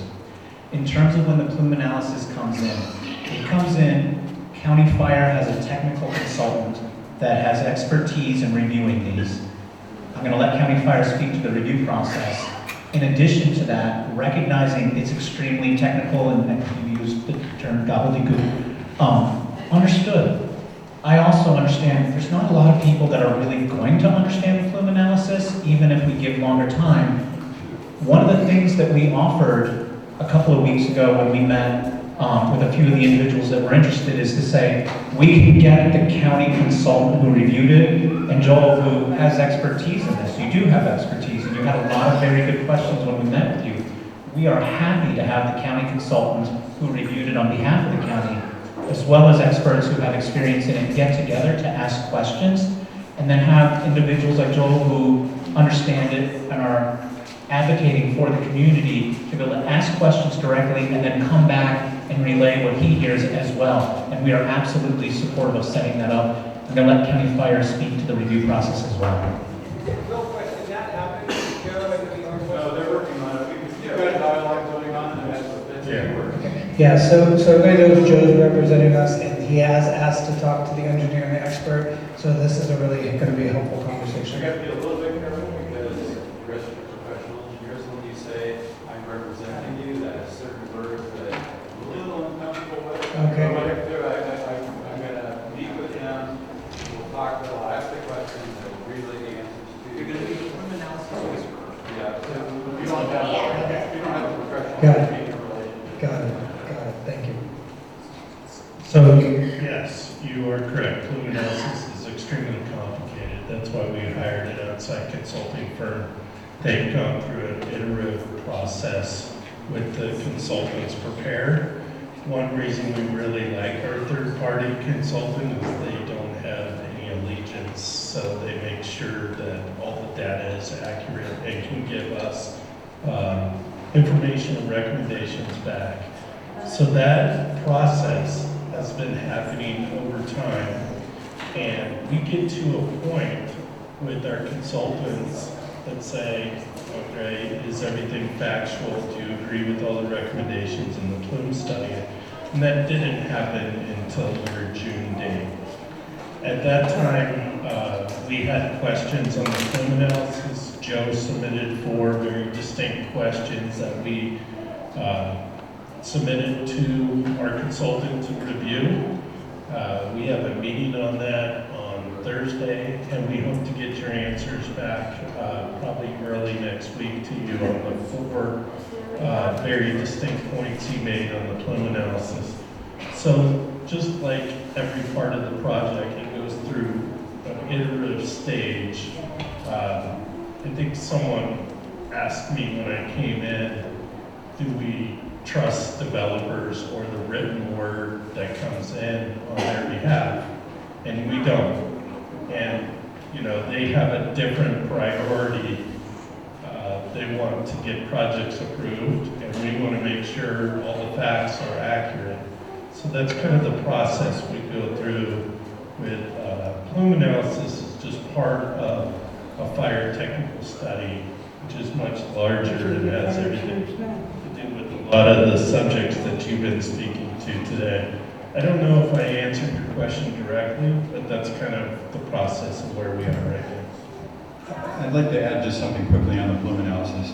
The county has been working on plume analyses for some time now, like well over a year, probably going on a year and a half. Not this one in particular, but just the subject in general. And so they're a lot smarter about plume analysis today than they were, say, 2 years ago.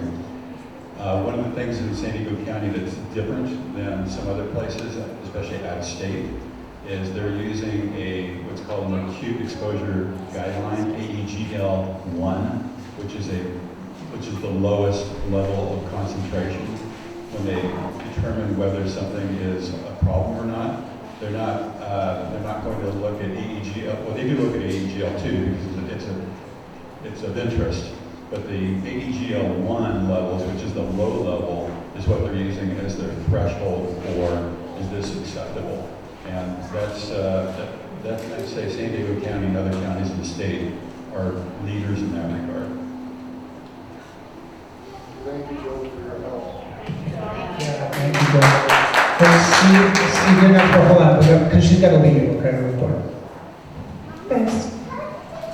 Miriam Raftery from East County Magazine and also the East County Wildfire Emergency Alert.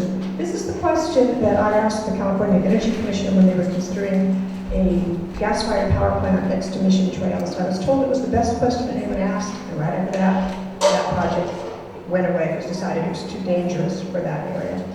My question was, you've all been talking about how to suppress or stop a fire from spreading that starts on the project. But in an area that's historically had massive wildfires with many mile-wide, fire lines, what happens if a fire starts east of there, a big wildfire, and it hits this project, and you've got all those battery things getting hit by a major wildfire, and a whole bunch of them catch fire at one time? Is there anything to prevent that? And I do have one other small suggestion, which is on how to alert people out here where there's no cell phone service or phone lines are burning down. Why don't we put in sirens like the old air raid sirens or the tsunami alerts? So for air raid sirens are good for getting people's attention. They just don't have a message that goes with them. So that's why we don't do air raid sirens anymore. They have ones now in Hawaii that can broadcast a message to announce a message.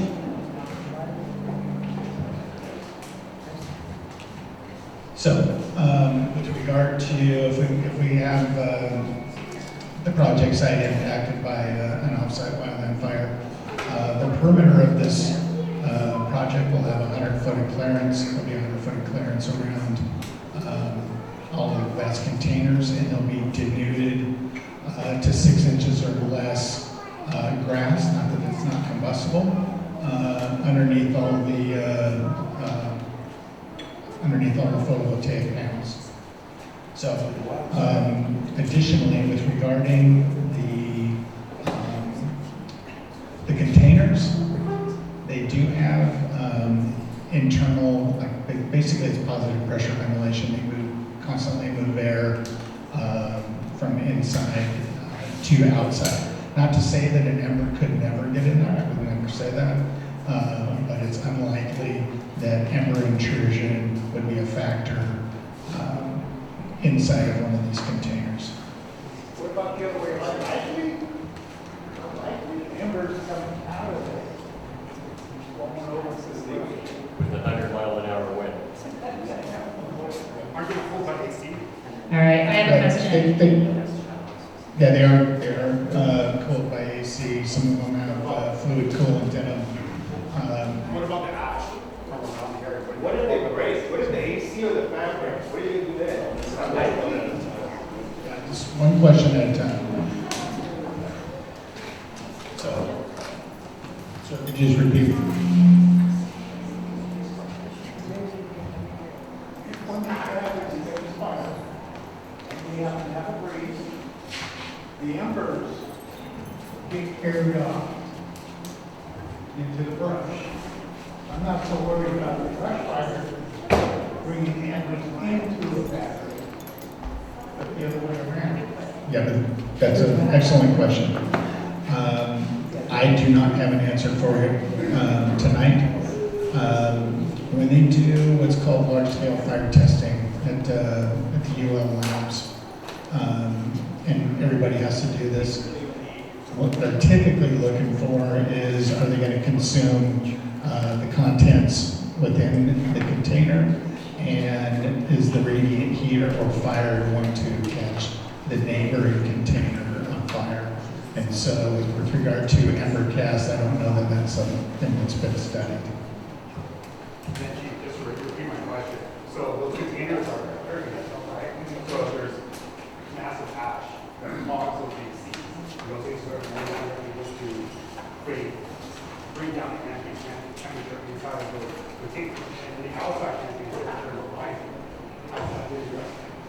So, with regard to the ember cast, I don't know that that's something that's been studied. the battery management system would shut down the unit at that point in time. Okay, is there also a plan from the developer to shut down the unit? Say, obviously, we shut down the power line, right? So let's say there's multiple fires going on in the town, and they know that they really can't use the resources there. So is there a shutdown process for that?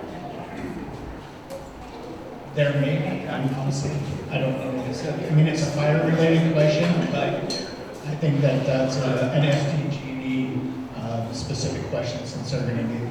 Okay. So there is a shutdown through that's a system called SCADA where they can remote monitor it and be able to turn it off. But that's also SDG&E is also able to, in a fire event, they're able to actually turn off the power lines that go to the project itself. If you see it after a fire, you see all of the solar panels basically unplugged. So that's what they do now. Okay, so there is a process, just we got to get clarification from SDG&E on what that process was. Right, but there is a remote monitoring system that's done that they can actually remotely turn it off. I think I'll win to do something. Sure. Yeah, I can send you those sections of the app, right? It'll also be in the emergency response plan that they will supply as well. Okay, let's go, Audra, we're going to do Steve, he's been waiting patiently, and then we'll do Dan, and then we'll do Becca, and then Audra. So I'm going to make a little bit of a different argument here. We live near a very large national forest, Cleveland National Forest. The Sunrise Power traverses that for about 20 miles. Okay? So why couldn't this project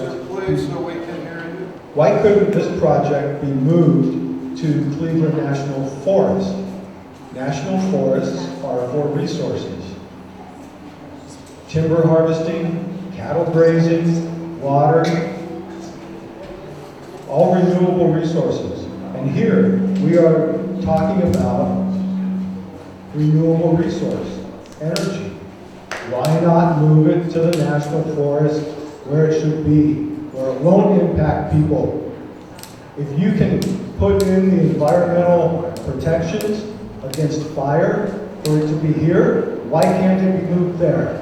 If you can't put in the environmental protections to have it in the national forest, why would we want it here where it impacts the people?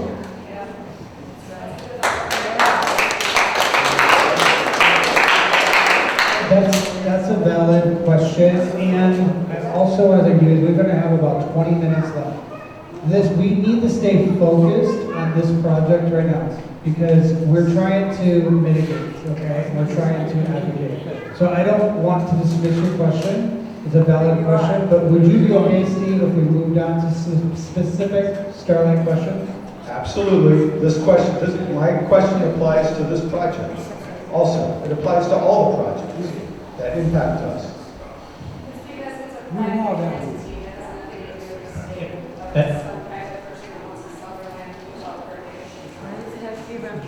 More, I would say essentially the answer was given out in the back of the room that a private party who owns land is allowed to propose a project, and they have done so here.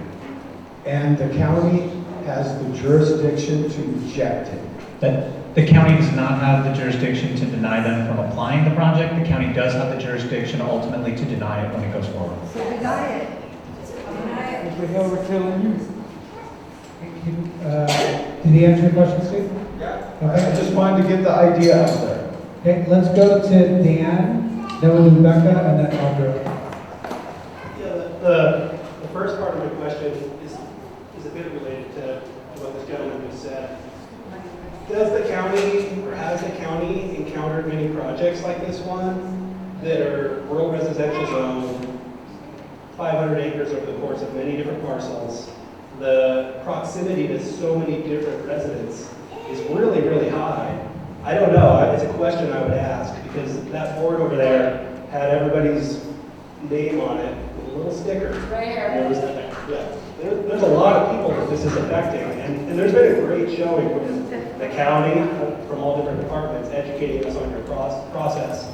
I'm just asking the question because we seem to be relating this to different projects. We have JVR down there. It's agricultural land. It's a town that's very close to it, but the actual edges of people's homes is much less. And they're not on well water, which has been a huge concern there. They're on a water department that, like the city, tests the water periodically. We're all responsible for testing our own water. And the main part of my question is, you know, leading to glyphosate, to the EIR is talking about how do we control the weeds, which is a huge thing. And when I drive to El Centro, I don't see a single weed growing underneath these panels. And nothing does that. No compaction, only chemical products can cause that kind of devastation to a natural living environment. And the EIR does say that the products that need to be used need to be legal in our country. But over 30 other countries have already outlawed glyphosate. And I have seen mechanical systems being used, and that would be the other question. Can you guys advocate for us? Mechanical weed control. I heard the fire department say, cut to 6 inches. That's what we all do. Most of us, not all of us, but a lot of us all are out there with our weed whackers because we don't want our kids drinking glyphosate. We don't want our kids playing in glyphosate. And we're talking about small parcels here. We're all 5, 1, 30 acres. And we're weed whacking. This is a 500-acre project. 500 acres of glyphosate in the water table it's significant. In my water test, there's hundreds of boxes to check. None of them say glyphosate because the trace amount is so small that none of us are going to be able to measure that. So it's really down to our kids. You know, my kids are drinking from that well. We're all drinking from that well. Most of us anyway. Some of us have reverse osmosis systems. Most of us. But anyways, there's a loaded question there. But I'd love to understand the land use and how this is, and really just trying to empower you guys to, it is being compared to something that isn't the same. The Kuma's not the same as us. The windmills aren't the same something as us. It is a different, is it being applied to the same context as this community is being affected? Yeah, so I can answer that. I've worked on, I can say that. I work on most of the renewable energy projects in the county. I've worked on Campo Wind, or Boulder Brush, Rugged Solar, JVR, Starlight Solar. Some of them are on Boulevard or Pine Valley or Borrego. So I've worked on all those, and yeah, every place is different. Even Borrego to here, it's completely different. Residences are maybe farther, closer over there, and they're farther apart here. I understand the difference. As far as the second question about the pesticides, I have actually I heard from the community a few weeks ago about that, and I haven't been able to give an update yet, but I got the applicant to agree that there's going to be only non-toxic, but mostly, well, let me finish. Most of the solar site is already going to be hydro-seeded for underneath all of the panels. That isn't covered by concrete. And then along the roads, that has to be, I'm going to be changing the condition in the project, that it has to be approved by the county. It will be non-toxic, something like gorilla snot is one of the non-toxic types of biodegradable soil stabilizers. So that's going to be changed as part of what the community asked for. So there's a little win. Yeah, so is that a reasonable ask to ask for mechanical weed removal and to specific? Are you guys able to specifically ask for that question? No glyphosate, or are your hands tied because? No, I mean I can definitely ask that. Yeah. No glyphosate, you said? Well, glyphosate is Roundup, and it's pretty much the main weed control system. And as for the hydro seeding, I've tried broadcasting a lot of seeds out here over my days with timing it with the wettest day of the year. Stuff really doesn't germinate, and we've had very little success getting stuff to go. I think that GVR is trying to do it right now, but so they're doing GVR actually. We did, experience that obviously because there's high winds up there, but they were conditioned to do hydro seeding. So what we worked out was that it was going to be drill seeding instead, so that it allows it to germinate longer and actually have more of a stem to it before it actually comes above. seeding rather than the hydro seeding, because that was just getting blown away. But as far as like I can tell you that I'll work with the applicant to make sure that there's not going to be anything toxic allowed for weed killing. Yeah, because that's what the EIR says, right? Right. So we've changed that because that's the normal condition. So I'm going to change that to clarify that, and I'll put that into the record. Because we're talking about bluff, you're trying to stabilize the soil with the hydro seeding. I was more thinking in regards to fire suppression. As the years go on, it's a significant. Yeah, so it's for me both, because they have to keep it at 6 inches or below with the hydro seeding or the drill seeding, and then on top of that, for any kind of weed management, I'm going to have to change the biocondition to reflect those requests from the community that I got for you. Great, thank you. All right, this question kind of ties into our concern for healthy well water. When I submitted originally my comments on the draft ERI and asked about aquifer recharge, right? So I know we're getting water from outside, but what about the recharge of the actual our aquifer that's here? And then I got a response, thank you, and it indicated that, oh, well, only 7% of the project will be impervious. And then I looked into some of that, like how does that get calculated? And it takes into consideration that the rest of the land is entirely natural, normal, it's not impervious. But what about the 350,000 cubic yards of grading that's happening? What happens to that dirt again? Doesn't that get compacted, and doesn't that affect the rate of recharge and what can actually seep through the land?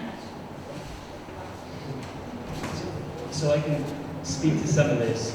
Not a groundwater or hydrogeologist here, but basically the project is going to have grading, right? It's going to be balanced on site, but I have worked with the engineers at the county, and with the drill seeding and everything, it's not like the water is just going to be going off the top as if with the soil stabilization, kind of other types of solar projects, basically. So it's still going to be able to permeate through there to go into the groundwater table. Even with, because this isn't a flat site, they're not just like, putting it down. It's flat. It's like very tiered and layered. It looks like they're making tiers. Doesn't that have to be highly compacted to create a tier for a panel to be on? It's likely just the base that needs to be compacted to the amount that requires the panel to be installed. The rest of it would just be like any other project where you would grade for, let's say, a single family home development. You have to make sure that the pad for the home is stable, but everything around it would be considered, able to have water permeate down into the groundwater table. It'd be very similar to what this is proposing. It seemed like it would be different with the tiers that are being created. I don't think it is. Terracing. Yeah, I don't believe so. We'll confirm with our engineers. But my understanding would be it would just be enough of the base where the panel is going to be installed so that the concrete footing can hold. Okay, because I forwarded you, there's like 4 different studies of other projects that have more tiered terracing and how that impacts well recharge. And so I would love you guys to take a look at the recent studies. We will look at it. And do you guys approve a lot of kind of terraced sites, or are they most flat? Yeah, most of the unincorporated area is pretty hilly, so yeah, we do a lot of grading where they have to terrace the development. Thank you. Yes. You're welcome. Audrey, next one. These two very eloquently pretty much did asked all of the questions. The only thing that I would add to that, about 12 years or so ago, there was a project, a proposed solar project down in Starlight Solar here in Boulevard, which is right down the street from my house. At that time, my folks were alive, and one of the things that they asked for was that the wells be tested. They actually put in 3 huge wells. This, I think, fortunately for us, was during a time of drought. Now we all go through periods of drought, 6 years on, 6 years off. We go through drought. Our water table drops. This happened to be at a time of a drought, thankfully for us. And when they put in those wells, it drew down all of our wells. Several people were sanded out. All of our appliances were trashed, which is why we now have a whole house filter on. But, are there things where the surrounding the project and where the aquifer goes, obviously where you're drawing water from, are you testing people's wells to see if you're drawing this out? And what's being indicated, should you draw a separate water main? I mean, that's, like I said, water is like not only the quality of the water, but if we actually have some.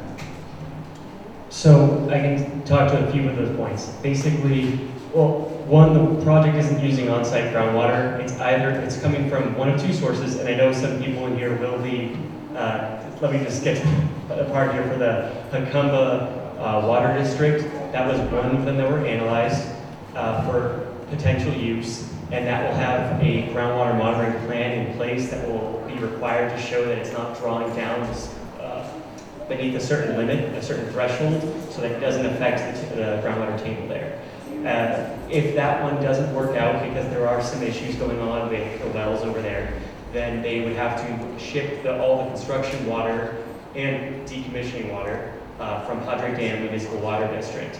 And so that was analyzed in the EIR for all the truck trips, everything that would come as a result of that. Sorry? Am I up next? Testing, 1, 2. Yeah, Bob Randall. When these projects get finished, there's nothing on the back side to protect the community. Everybody just walks away.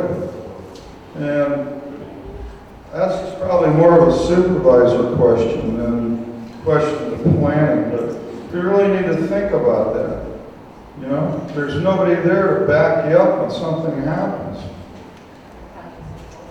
Yeah, I can address that, sir. So, if the project were to move forward, what will happen is there's a permit that is issued, and it has numbers of conditions that they have to comply with, and there are conditions that actually stay with the property for the life of the permit. So they are recorded against the title of the property, so they run with the land.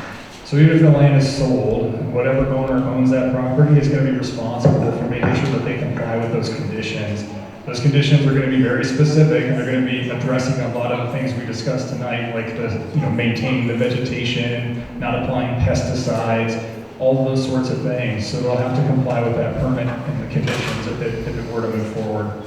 If there were to be some sort of violation of the condition, the county could move forward and potentially revoke the permit. It is within our jurisdiction to do that.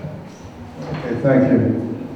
Those same lines, we heard that when the windmills went in across the freeway, that there were requirements for that also, and that is on reservation land, but that is privately owned, I understand.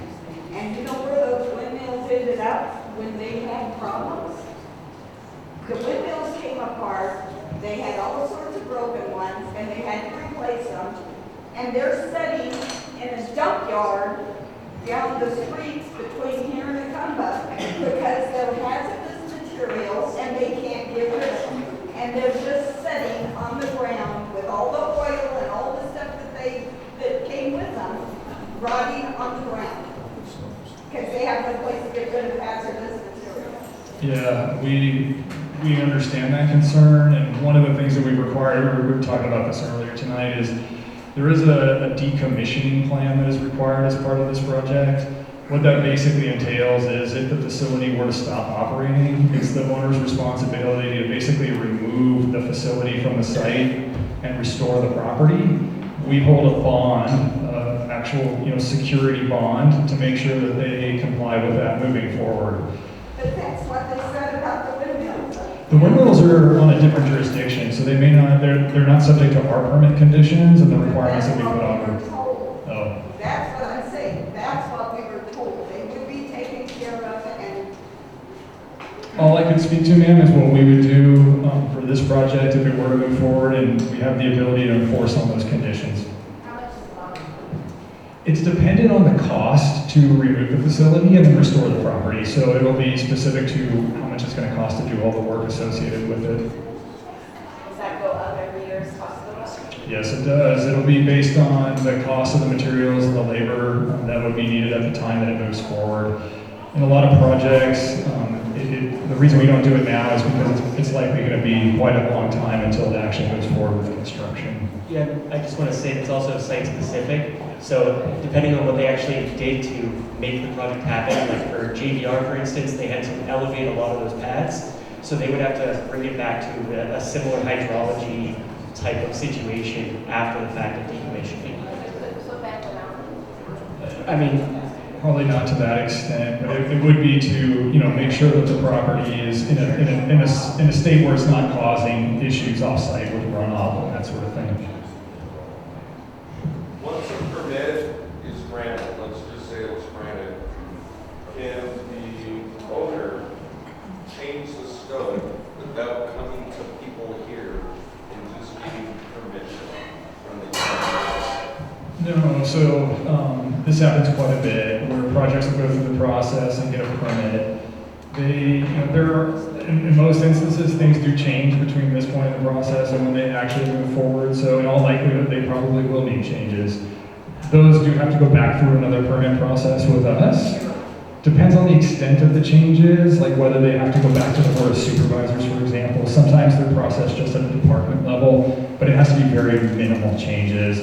We, in terms of what happened with JPR, there were a number of changes that happened, and we committed to provide the community with notice and walk through those changes in every time that happened, and we would make the same commitment on this project. Pamela, let's get to your question, because you're going to work with the Campbell planning, so let's start with that, and then we're going to go to Adam, and then we're going to go to Steve. Is that mic on?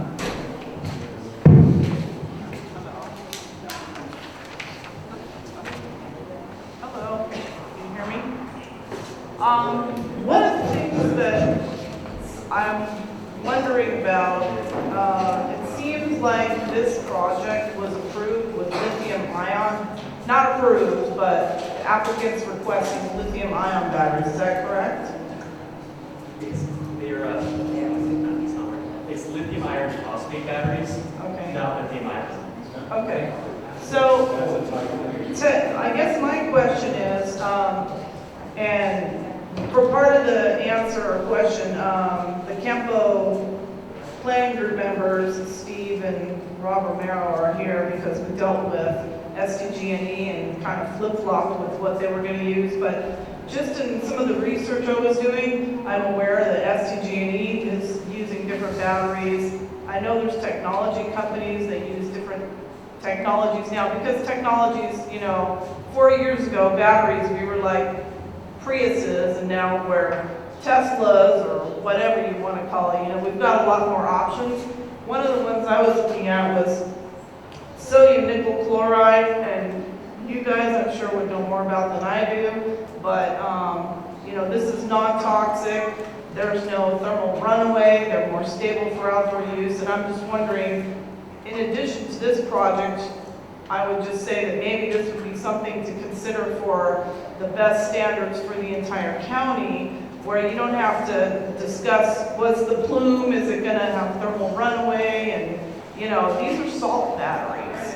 So if you want, I'm aware of those. That's at the Cameron Corners SDG&E project. Right. Thanks. There we go. Sorry. Yeah, I'm aware of that one's the Cameron Corners project in Cameron Corner, and it was SDGs, and they used the sodium batteries. We definitely try to, I can't force the applicant; they have to propose what they want to propose. But I'll definitely, I'm part of the battery storage ordinance type of part of the actual review of it for public review. So we'll definitely take it into consideration. I guess my main point is, and the point of probably everybody here is, we're hearing a lot of words like acceptable, risk and minimal risk and mitigation, which is basically, well, it's, we'll figure it out and maybe it won't be that bad, and if it happens, we'll deal with it, we'll help you clean up. Why not start with something safer to begin with that's got more proven technology, where we don't have to worry about how bad is our water going to be polluted, is there going to be a toxic plume, are the kids at Clover Flat going to get smoked out, or, things like that. So maybe for the Board of Supervisors or Planning Commission or whoever deals with this, maybe we can discuss that for, future, not just this project. Definitely, you could even bring it up at both of these hearings for this project, even though it's not a requirement from the county. You can still make those comments clear to the Planning Commission and Board to consider. Oh, and as well as during our BESS ordinance. Thank you guys for coming out. Robert Murr, I'm with the planning group. I'm here on my own though, so my opinion isn't necessarily theirs. I'm in chair of the renewable resources. I just wanted to touch a little bit more on what Pamela said, because they did put in that micro grid at Cameron Corners, and they didn't need any type of permission really from the county very much. And it was a way for them to sidestep some, you know, and just come in and do it. And there were plenty of meetings about the type of technology and battery that they were using. And they never were able to successfully use those batteries. They brought them in, they wouldn't put out the power that they needed. They didn't do what they were supposed to. And it leaves you wondering if that's what they spent all this money to bring out and use and told everybody that's what was going to be the product that they were going to use for batteries. Turned out they wouldn't even work in the first place. How reliable is it what they want to put with these, any type of batteries for now? And I know as technology changes, that should all become safer, like Pamela said, but it just seems that to be quoting what type of batteries they're going to be using, when the reality, I believe, is maybe it's different with the county than with the microgrid, but they're not obligated to use those type of batteries that they're representing to you guys. And I can answer that. Basically, this is to show what could happen based on the battery they're choosing right now. But later on, if they do decide to change the technology, we will be reviewing everything again, updating all the technical studies related to the battery systems, and that'll be reviewed by not only County Fire, me, and the County Fire, the contract engineers. So if they do a change of update, just like all the solar panels, those are usually changed every few years at these big projects. Those batteries, if they change the type that they want to use, has to come before you guys? Correct. And then the other one little thing, you know how Malibu burned, you know how Pacific Palisades burned. It's a quaint thought to think that if a battery does catch on fire and it's shooting up like some type of Roman candle and the wind's blowing 100 miles an hour, to suggest to these people that that's not going to spread everywhere. If they can't put out a wind-driven fire in Palisades, they're not going to be able to do anything out here. And I know plenty of times they're not able to fly. But my last thing is, it's the scary thing about this whole thing is that the final say relies on the Board of Supervisors. And I saw what they did to Macumba. That was a shame. And I don't, and like I say, I'm here on my own. I'm not representing the board, the planning group, but it's very, very scary to think that this whole destiny of East County with solar panels relies on three, I'm sorry, uneducated women in the Board of Supervisors that don't have the wherewithal to make those decisions. Can I ask a question real quick? What's the mile per hour that you guys are testing this at? I got it right here. Because we talk about the 100 mile an hour winds, but the realization is annually our power gets shut off, our schools get canceled because the buses are deemed too dangerous to drive. We have 18-wheelers that are blown over on the 8. Right. We deal with it not 1970, this winter, last winter, the 10 years I've lived here, every winter, we deal with high winds that impact this county and this community.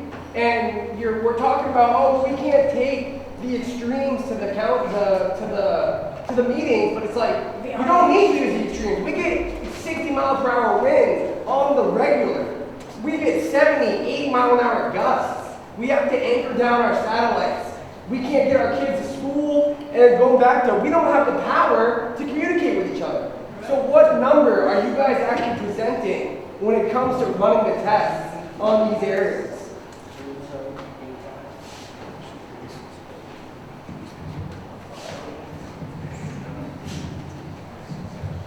So those extreme weather conditions are taken into effect, not in the technical analysis of the batteries per se, but all discretionary projects that go through planning development services are required to do what's called a fire protection plan.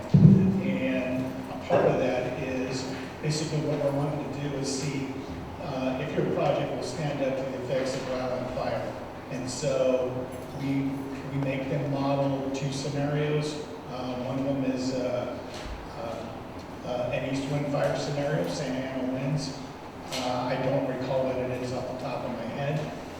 And the other is a west wind fire scenario. And so, and then the results of that is, what are we seeing for flame lengths? What can be expected ember cast because of that? And then so what we do after that, we take those inputs into consideration, and either the applicant and or Dave or myself will make mitigation requests for fuel mod zones. In this case, what we see here, 100 foot around the project, or 100 foot around like what you folks do at your homes. So same types of scenario. There's like the problem. You guys are training all these experts, but the experts are here. We live here. I guess no more experts than that. I live here. I have to deal with these fires. Those experts you hired, they don't have to live here, so they can no smoke up behind. But we are the experts. Now, we are, and the problem is that you guys are not listening to us. That is a problem. They're like the problem. Mitigate that. Mandy, you're next. Yeah, okay, this is Heinz, okay. You can add to your list that you can give them some free mental health services. For now, instead of just worrying about fire, I gotta worry about the air quality, I gotta worry about contaminated water, okay. So, that just doesn't belong here, it's not safe for people, okay. If you go into the planning meeting and tell them to stop the project, that we shouldn't have it, period. Okay, how do we stop the project? That's my question.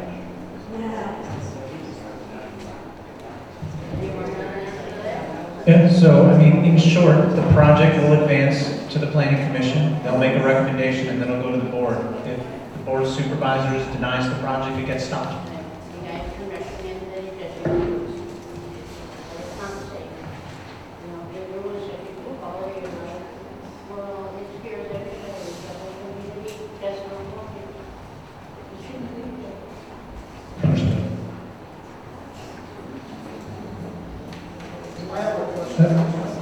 Hold on real quick, because the fire department has to go. And Adam, you have a fire-specific question, is that correct?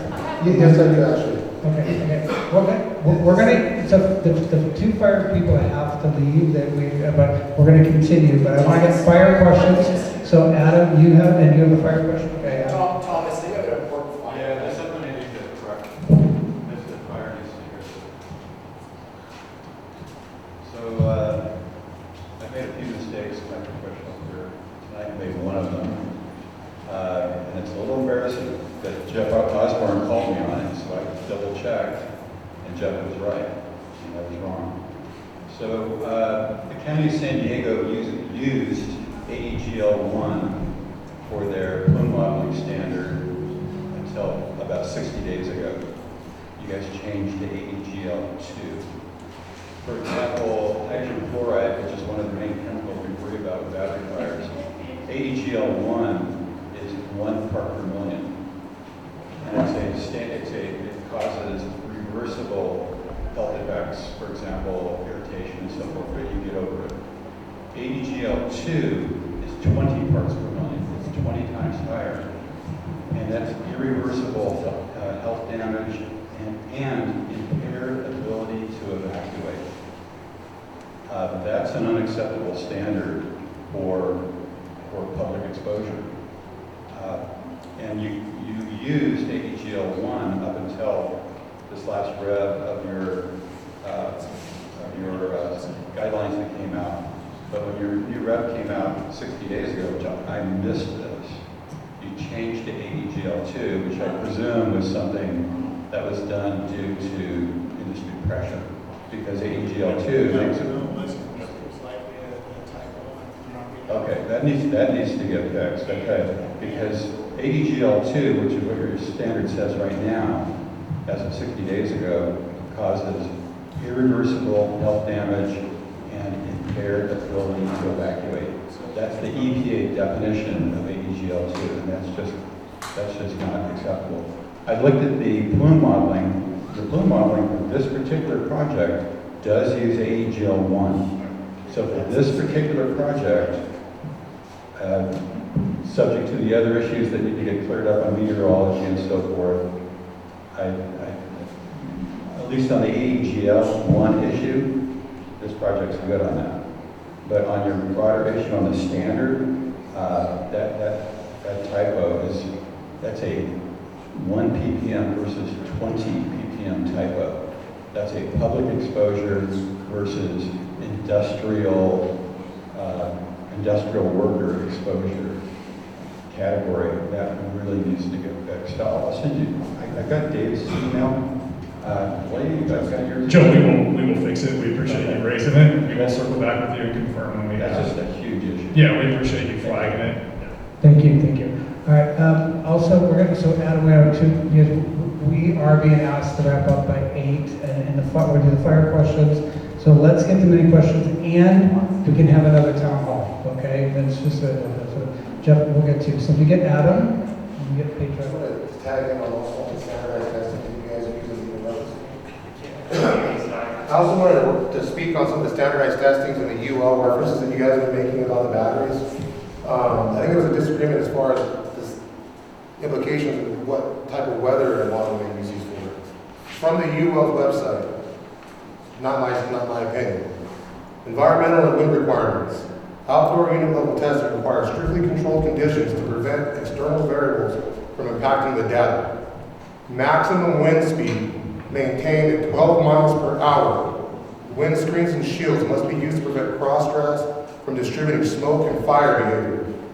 Ambient temperatures must remain between 50 degrees Fahrenheit and 104 degrees. Sorry.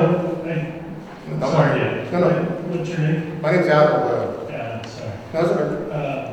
I think what you started out saying, correct me if I'm wrong, but that has to do with outside units, right? Not containerized? I may be wrong, but. No, I believe it was the unit, the reference for this project's battery safety standards was UL9540A was a standard specification for why these had to use these batteries. I'd love to do the research. Yeah, no problem. And that's my question to the county is if we know these pieces of equipment are not built to the standards that they're going to be used in, why are we accepting it?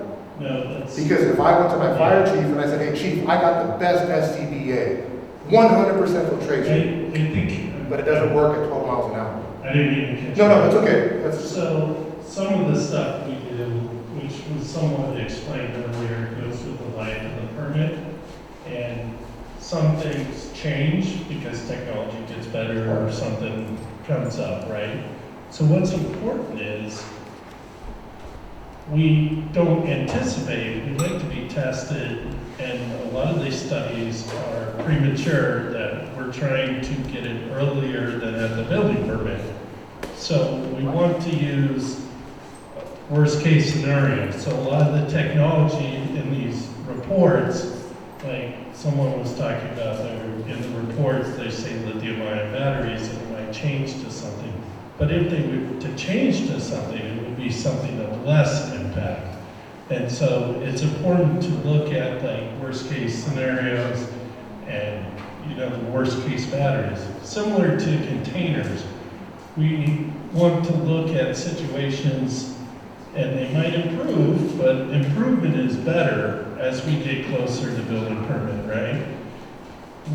By answering your specific question, I'm going to need it in writing. Fire protection engineering is very complicated. So what I would like to do is give you my email address, and that way you can send it to us. Because that's our job, is to work on questions that you have like that. Well, I think that would be more specific to any future projects here that the county is going to be receiving across the desk to have a unique qualification for the equipment.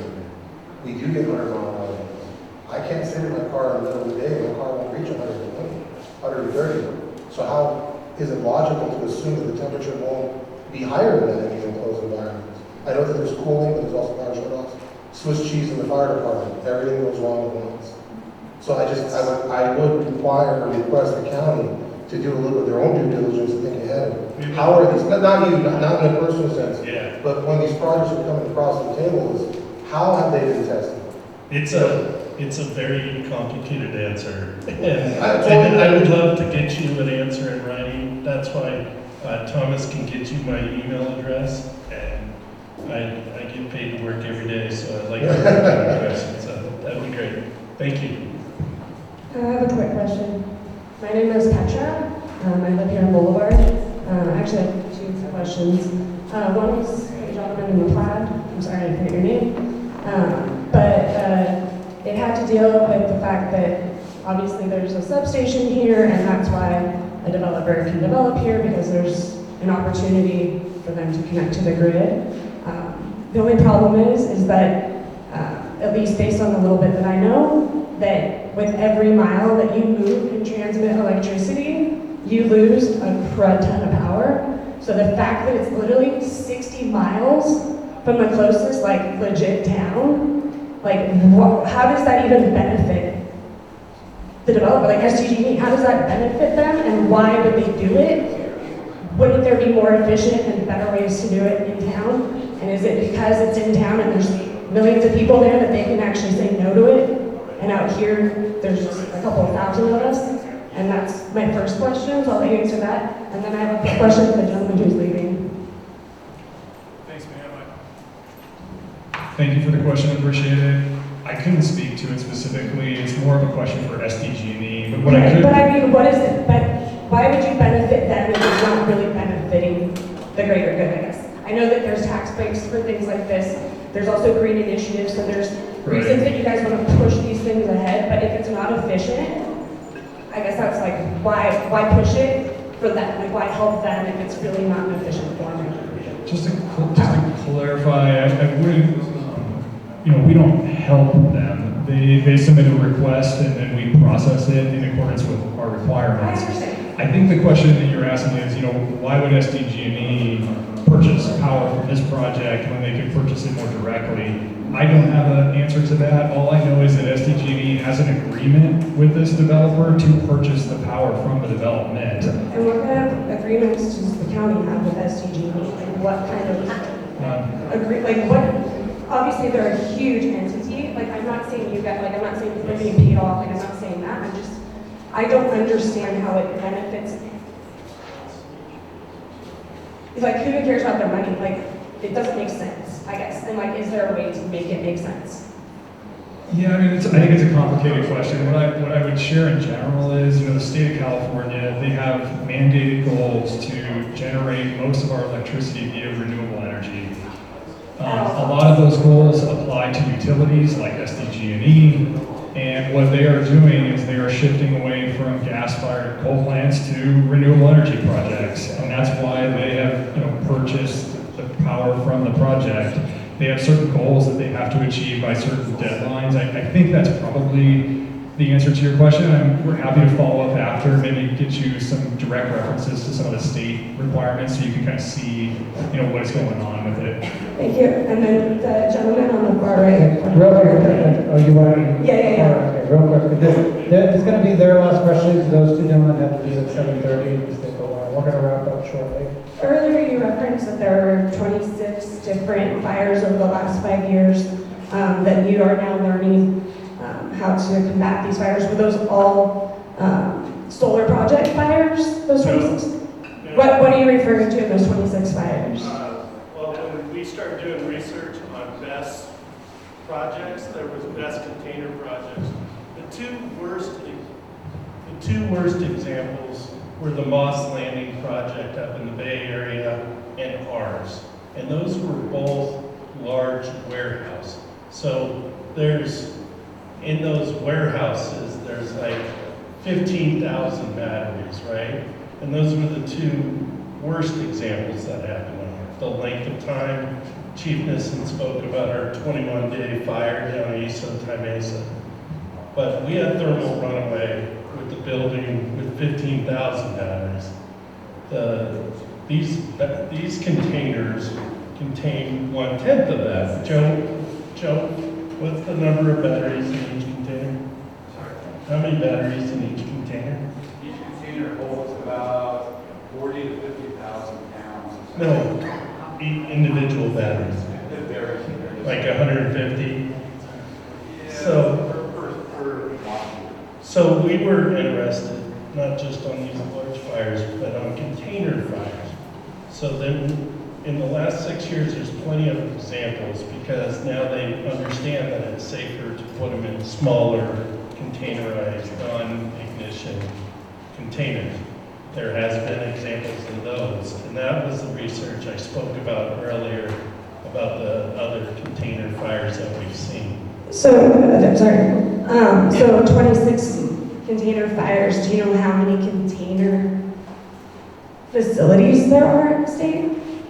Like, I'm just trying to get percentage, like, are we talking are we talking just like 1% of things are like having fires? Because one large fire every 2.5 months sounds like a lot of fires to me. Yeah, it's hard to give you a count. There's more and more batteries going in every day. So of course, one event is serious to us, right? Even if it's one amongst thousands of projects, we want to prepare and study worst case scenario, what we talk about all the time. But we are starting to get a sample size of container fires, and that's what I spoke about earlier. And that's the frightening point. You're getting a sample size. Right. Like that's, like, we shouldn't have to get sample size. We should just, I'm sorry that, yeah, we need renewable energy, we need other ways to do things, but there's other batteries, there's other, like, We don't want to be part of the sample. yeah, we don't want to be part of the sample, basically, bottom line. Thank you for the question. Deborah, the second question, we're gonna now have Jeff's question, and then we're gonna wrap things up for tonight. Again, we can have another town hall to make space for more. Okay, anybody who's leaving, we wanna make sure we see you on July 10th at 9 a.m. at the commissioners meeting, okay? Thank you, everyone. Audra, that's you. Have you actually been on a BESS fire? Anybody? Like, while it was happening? No? She's asking if you've been. Has anybody been at an actual active BESS fire? Yes. You were at OTI? And what was the PPE and everything for you guys? PPE for us? Yeah. Standard turnouts. So what would it be if we were in the plume for us? Like what would we, if we were immediately in the plume, what would I'm sorry, I can't even hear you. If you're involved in fire suppression, then it would be. No, I'm talking about as a resident. And SCBA. As a resident. Not working in fire suppression, just as a person with you. What would be the She's step? asking for a recommendation. What would be the step taken for us if we were directly in danger? I think so. And I don't want, I don't mean to be disrespectful. I don't want to hear like, I want to hear a real worst case scenario where 8.2 miles away from Moss Landing, I spoke to the woman whose face is burned. She has a permanent red burn on her face forever, and she was 8.2 miles away from Moss Landing. We're not going to be anywhere near that far away. So when I ask about a worst case scenario, I'm talking about within 4 minutes of being in the plume. What are we going to experience? So if you're going to be, just like if it was a wildland fire or the effects of, or smoke from a plume, is that if it was right on top of you right now and it's not safe, then you need to shelter in place. I'm talking about physical effects like Shelter in place. we're not going to be able to shelter in place, first of all. The first 4 minutes of the chemicals, the heavy metals, the cobalt, manganese, whatever it's called, if we're in the plume the first 4 minutes, what are we going to be experiencing to ourselves? Like, what are our physical, what's going to happen to us? I can't answer that question. I'm Well, not I would going to add- decision. If I could maybe add a little bit to this, there's been discussion tonight about the plume analysis that was done for the development project. What I would share is it modeled a battery fire occurring on the project site. We're talking about a full cascading we're talking about a battery fire. So a fire occurs on the property. What would occur and how close would it have effects on individuals? The study basically concluded that it have about a 350-foot radius where if you're within that area, it would be, you'd have to have the protective gear that the chief was talking about. That is all on the project site. I'm not asking you that. I'm asking you, what are we going to experience in the bloom? We're not going to be able to breathe. We're going to have lesions on our tongues. We're going to have skin blisters. What are we going to go through if we are stuck in that bloom? Because see, none of the things that you guys wrote in the EIR, you're missing the monsoon, you're missing the atmospheric rivers, you're missing the El Ninos. Do any of you guys actually live here? In Boulevard? Because I use 3 different weather services, NOAA and everything. 16 mile an hour winds, that's daily. We have barbecues, like going down the road every other day. I mean, this is not funny. The condensation, the fact that the vent trees are built on the top of the sides, how are you going to keep the dust out of there? A lot of these BESS facilities have actually failed because dust particles have gotten in, condensation has gotten in. And if this does happen, and the plume doesn't just go up and dissipate naturally. It can, but in a situation where we have so many different weather, whatever you want to call them, on a daily basis, it changes rapidly in the same 24 hours. Perhaps what would help is, we are setting a follow-up meeting between Joel and the consultant that worked on the review.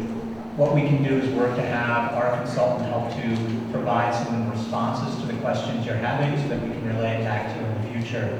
I understand you're asking this. I'd like to rely on our technical consultants to help answer some of those questions. There's tons of answers. There's a bunch of answers that in the first 4 minutes when you're within a certain amount of feet what we experience. I just don't understand why you're not saying it. This is our life. You guys don't live here. You don't have animals that are going to die on the property in the first 10 minutes.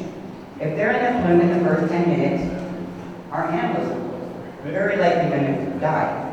Let me address that a little bit.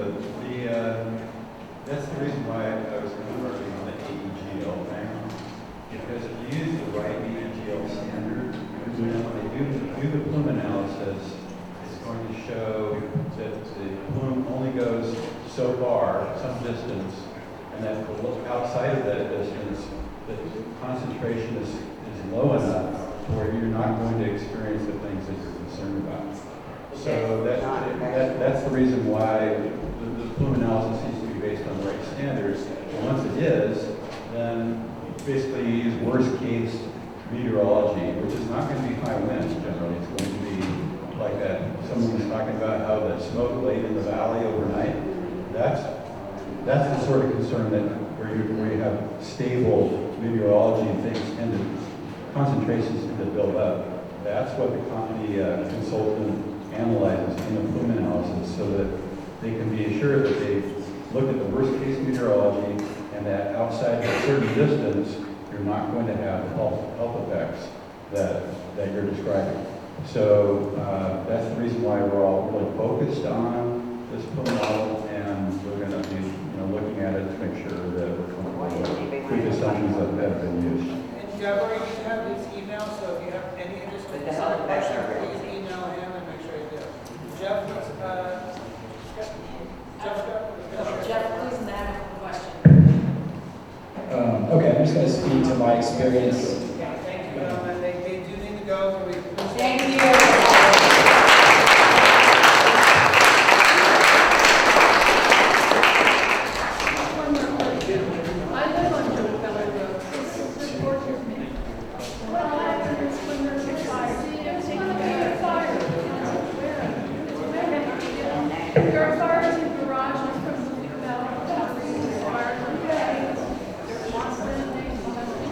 Just 1 second, before you guys go, I just have one more point.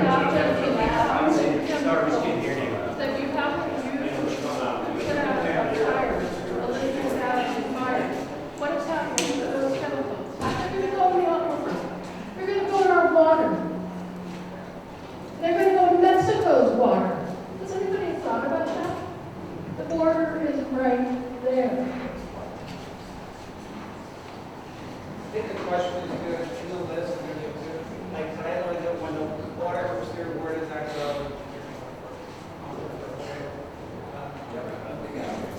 Mine is just on the list. To whom or to what department does the town of Boulevard or the Mountain Empire region make a request for a BESS moratorium? Yeah, that can absolutely be made. You can submit the letter to us and we'll provide it to our board of supervisors. We have two efforts moving forward that I think it would be relevant to. One is this project itself that will be moving forward to the planning commission and the board, but we also have a project moving forward right now that our board directed about a year and a half ago that was developing design standards for BESS facilities. And we'll be bringing that back to the board as well this fall. I don't know the exact date offhand, but that would be another ideal opportunity if you wanted to make the comment of would you like to still look at a moratorium going forward that they could consider at that time. So to your department? You can submit it to us and we'll package it up with those projects moving forward. Great, thank you so much. Just one quick clarification. So if the board were to move forward with a moratorium, it would not apply to this particular development project. There are pretty strict laws about applying new ordinances to projects in process. So just that little nuance I wanted to mention. Well, if we can put the kibosh here, great. Okay, this one's about the dust that we've been talking about. In Acumba, we're experiencing extreme dust where residents are literally going to the hospital over it. And I brought this up early on. You guys showed me the fugitive dust plan. It says water will be applied as necessary during loading. Construction grading will be prohibited on days when the wind gusts exceed 25 miles per hour to the extent feasible to control dust. So it's kind of like that every, it's just, there's no accountability. So we call in, I've gone to the air, I've told you guys are aware of all the agencies I've gone to try to have some sort of accountability around this. And just 2 days ago, I'm filming them with no water truck, nothing, just dumping dust on these huge loaders out of these gigantic backhoes. And I mean, the amount of dust, it's impermeable, you can't see through it, there's a technical term for that. But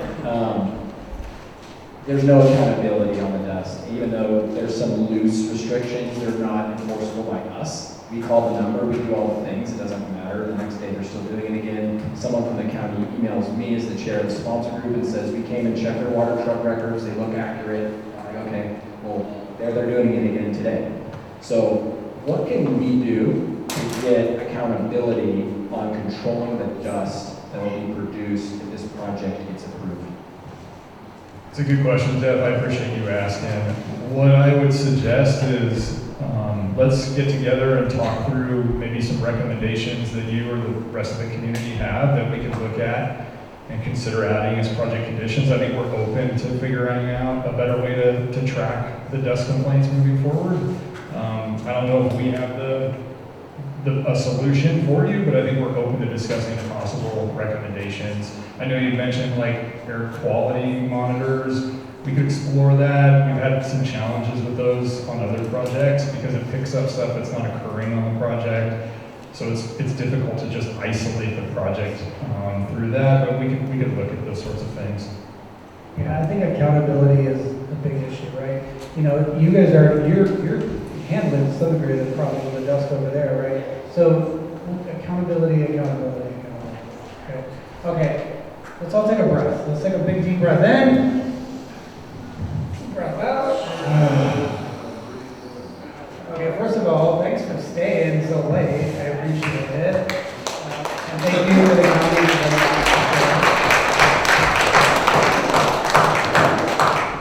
let's just talk a couple of next steps real quick, okay? Next Thursday, Mara, where are you? Mara. Right. We said the 25th, is that correct? 25th. Okay, next Thursday the 25th, 7 p.m., we're gonna have a commissioners planning meeting, so we'll go over some of the stuff and we're gonna get clear on what our asks are, okay? And then on July 10th at 9 a.m., you can see these gentlemen dressed up in suits at the commissioners meeting, and we want to have as many people there as possible. So I know a lot of you work, but can you put that on your phones right now? Can you put July 10th in your phone, 9 a.m., San Diego? If I was a rich man, I'd treat you all to breakfast afterwards, but I'm not a rich man. And do you want to say some parting things? A few thoughts just as we quickly close. Thank you for allowing us to join you in your community and your home. We learned a lot tonight. We took a lot away. The project still has a ways to go before any decision is made. The other thing I wanted to note is we had some conversations with Jeff and Thomas today on how planning commission hearings work. We'll work with them to figure out the best way to share that with others, but they are a structured, formal way, and so anyone who hasn't been there before, want to make sure we're setting you up for success with what to expect and how to engage and comment on it so you're not surprised when you get there. Things like time limits on comment periods and things like that, and just what the structure would be like. Anyone who was there the other day, they're online if you would like to share the link with the community just so they can look and see kind of how that back and forth goes. There are other community items that were heard on that hearing last week that you could look at and just see what the structure is like just so you're familiar with it. I always tell people it helps a lot if you know what you're walking into before you want to go comment. Is there a way to zoom in? Is there a way for people to like virtually? Yep, and we'll work through Nick to make sure that we get the guidance out there. You can absolutely call in and provide comments telephonically. And that will be on our No Starlight Solar website too, which you guys, I didn't acknowledge Becca. Becca has been killing it. She's been doing so much the website, emails, the organization, all that too. Bobby, you had a list of questions we get. I'd like to just get a commitment. Nick, that list of questions you wrote down, can you make sure we get answers to those directly in writing to him? Okay. All right, guys, thank you again very much. Okay, I know it's a really long night. We will see you next Thursday in this room. In this room.